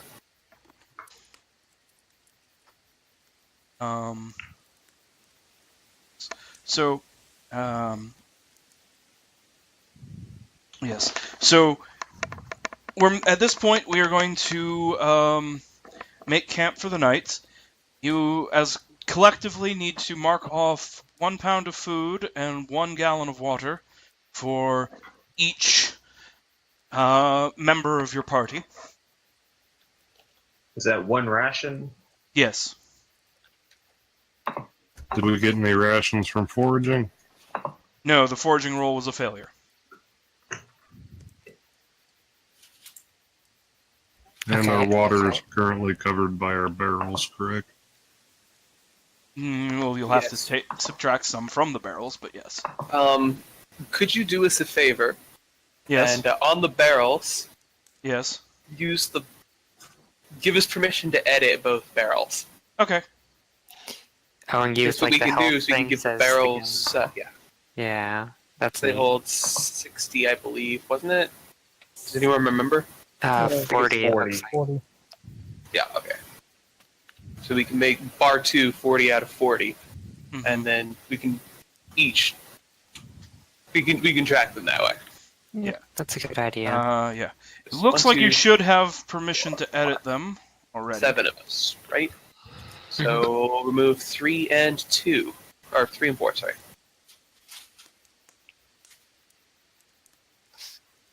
Just keep our usage balanced in case we lose a barrel. That makes sense. Oh, in case the like the exposure kind of disease rolls, not for the day, but for the people who got all messed up in Yes. the water. I'm going to do I that at wanted the to same ask time. about that. I'm sorry. No, thank you for reminding me, but I am on top of that. I'm going to do all the checking for disease here at the end. So everyone's marked. So water's been marked off. Is everyone accounted for their food? Yeah, I took it from my own stuff. Yeah, And also same. marked off my oil. Yeah, I was not smart and didn't actually bring any food, so I was expecting not to roll so horribly. Lucas will on the first forage roll. share one of his rations with you. You know, it's Thank a you. good imperial ration. It's got some dried sausage, some hard tack, a little bit of hardened sweetened apricot. Yeah, that's nice. Gumpa's an orc. He could probably eat like far worse. Well, it might be You're wasted gonna on him, but mine it's tomorrow. offered freely anyway. He will happily accept in order to not starve. Yes. Okay. Philsticker wants to spend his free time that eating between his medical, nature, and herbalism skills trying to hopefully bolster himself against the horrible infections that he fears he may develop. So, searching for medicinal plants and preparing them. Okay. Sure. If that's possible, he'd, I guess, help Gump and what's-his-face with that as well. Like, if he can actually find enough material. Sure. Give me a herbalism kit proficiency roll thingy. Okay. You find enough for one person. Oh, I know where this is going. Oh, and speaking of using tools, I think I should use the carpenter's tools to try and repair some of the damage to our boats. The mending cantrip, Lucas took care of it, I think. Yeah, it was not very significant damage, so it was able to be mended. Fair enough. Okay. So, first off, who wants to make their horrible sickness test first? I guess I will. Okay, so you were dying and submerged in the filthy swamp water. Yep. So you need to make a Constitution save, DC 13, with disadvantage. Well, Can he use his inspiration? There's no reason he can't. I'm probably going to need it because there is no chance Gump isn't going to get horribly sick. Yeah, that's one of those was a nat 20 and it's still not enough. Right. So yeah, going to spend an inspiration on that. You have to spend that before you roll. Well, I'm not going to spend an inspiration on that then. Mhm. And in fact, thinking about it, that would be dumb anyway because there's no way in hell I'm going to succeed at this. Right. So Gump is horrifically sick now. Yeah. Specifically, you'll find out what it is tomorrow. Of course. Yes. Let's see. And okay. So,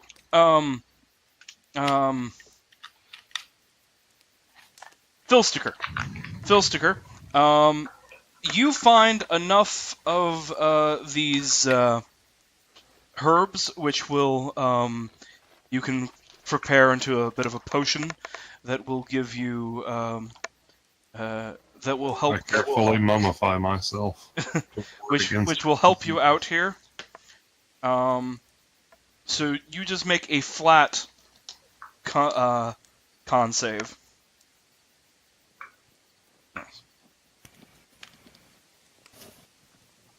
You said that against 10 or what? 13. Your team. Oh, okay. You just meant not disadvantage. Right. I'll use my inspiration. Okay. So that'll give you no. No, actually you can't. Oh, because you any already amount of have advantage and disadvantage just Right. cancel out. Right. Oh, okay. So you already have an advantage and a disadvantage, so you would get no benefit. Okay. No. Okay.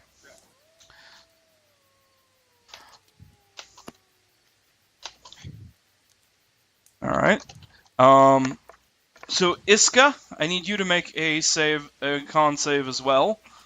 DC 13.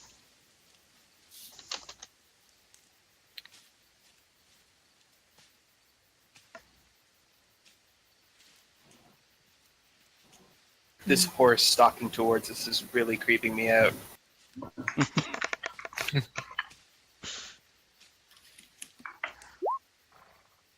Oh, nice. A little bit over what you needed.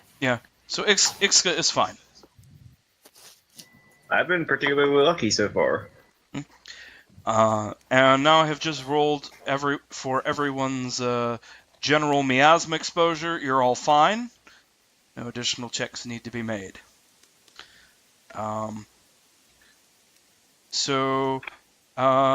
Yes. So now we will do the normal short rest stuff.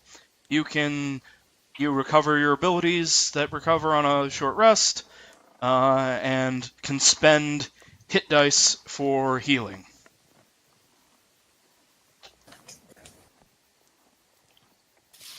Alright, cool. No,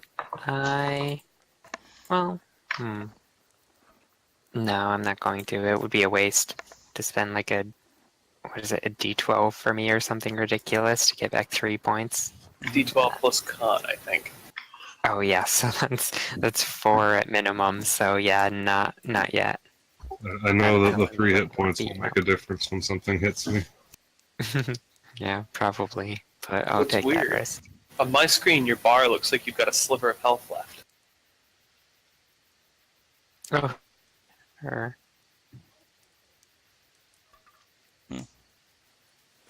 Silas is Oh, 12. Okay. strange. Oh, well, I'll. You know what? I'm going to reload. It's probably just. Okay. Yeah, it's your fault. So, Gump, you're at 1 hit point, so you probably want to spend your hit die. Yeah.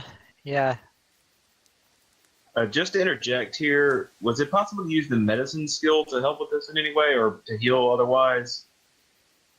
No, I don't think it heals. I know you can use it to stabilize someone who's dying. I don't Okay. think you can use No, it to but recover hit points. later on, the bard will get some bonuses that help with this. Yeah, I think it's level 3. Yeah, Alright. the Skaldmar character. So how does using a hit die work again? Okay. So you have a number. So you have 1 hit die. dice equal to your Um, level. yes. Spend a hit die. You roll hit points like you're gaining them at a new level. Your hit die plus con. Right. They come back on long rest. Well, half of your spent hit dice come back when you take a long rest. Yeah, and yours are D8 as a monk. Unfortunately, D8 DA minus 2. 8 minus 2 because of that Constitution. Minimum of 1 though, so you got that going for you. Yes, that's great. Oh, Well, you heal up to 2. Filstiger, are you going to spend your hit die? Guarandir? I'll keep my 7. and what about you, No. Token? It would be kind of a waste. I'm only missing 3 HP. Okay. All right. So, yes. So that encounter took a little longer than anticipated, but yes. So As they all do. yes. It probably would have helped if we didn't all just try to murder the tree directly. So are we? Yeah, you had advantage on the damn roots. Come on. Except you didn't because you then died. But That was before they all decided to not engage or attack the tree. yeah. It's the not engaging part. Yeah. So are we playing until 2 a.m.? That was the plan, yeah. I'm fine with that at least. Fine. I mean, that's easy Good for with me that. because that's 1 a.m. for me. Yeah. Calvin? That's up to y'all. I will do what I can, but it's pretty late on the schedule I've been keeping this week. Can't hear what Calvin's been saying. I said I'm still awake. Okay. Okay. In that case, what we're gonna do is I'm going to pause the recording. We're gonna take like a 5-minute break, and then we'll continue on into the morning. Okay. All right. Sure. Bud.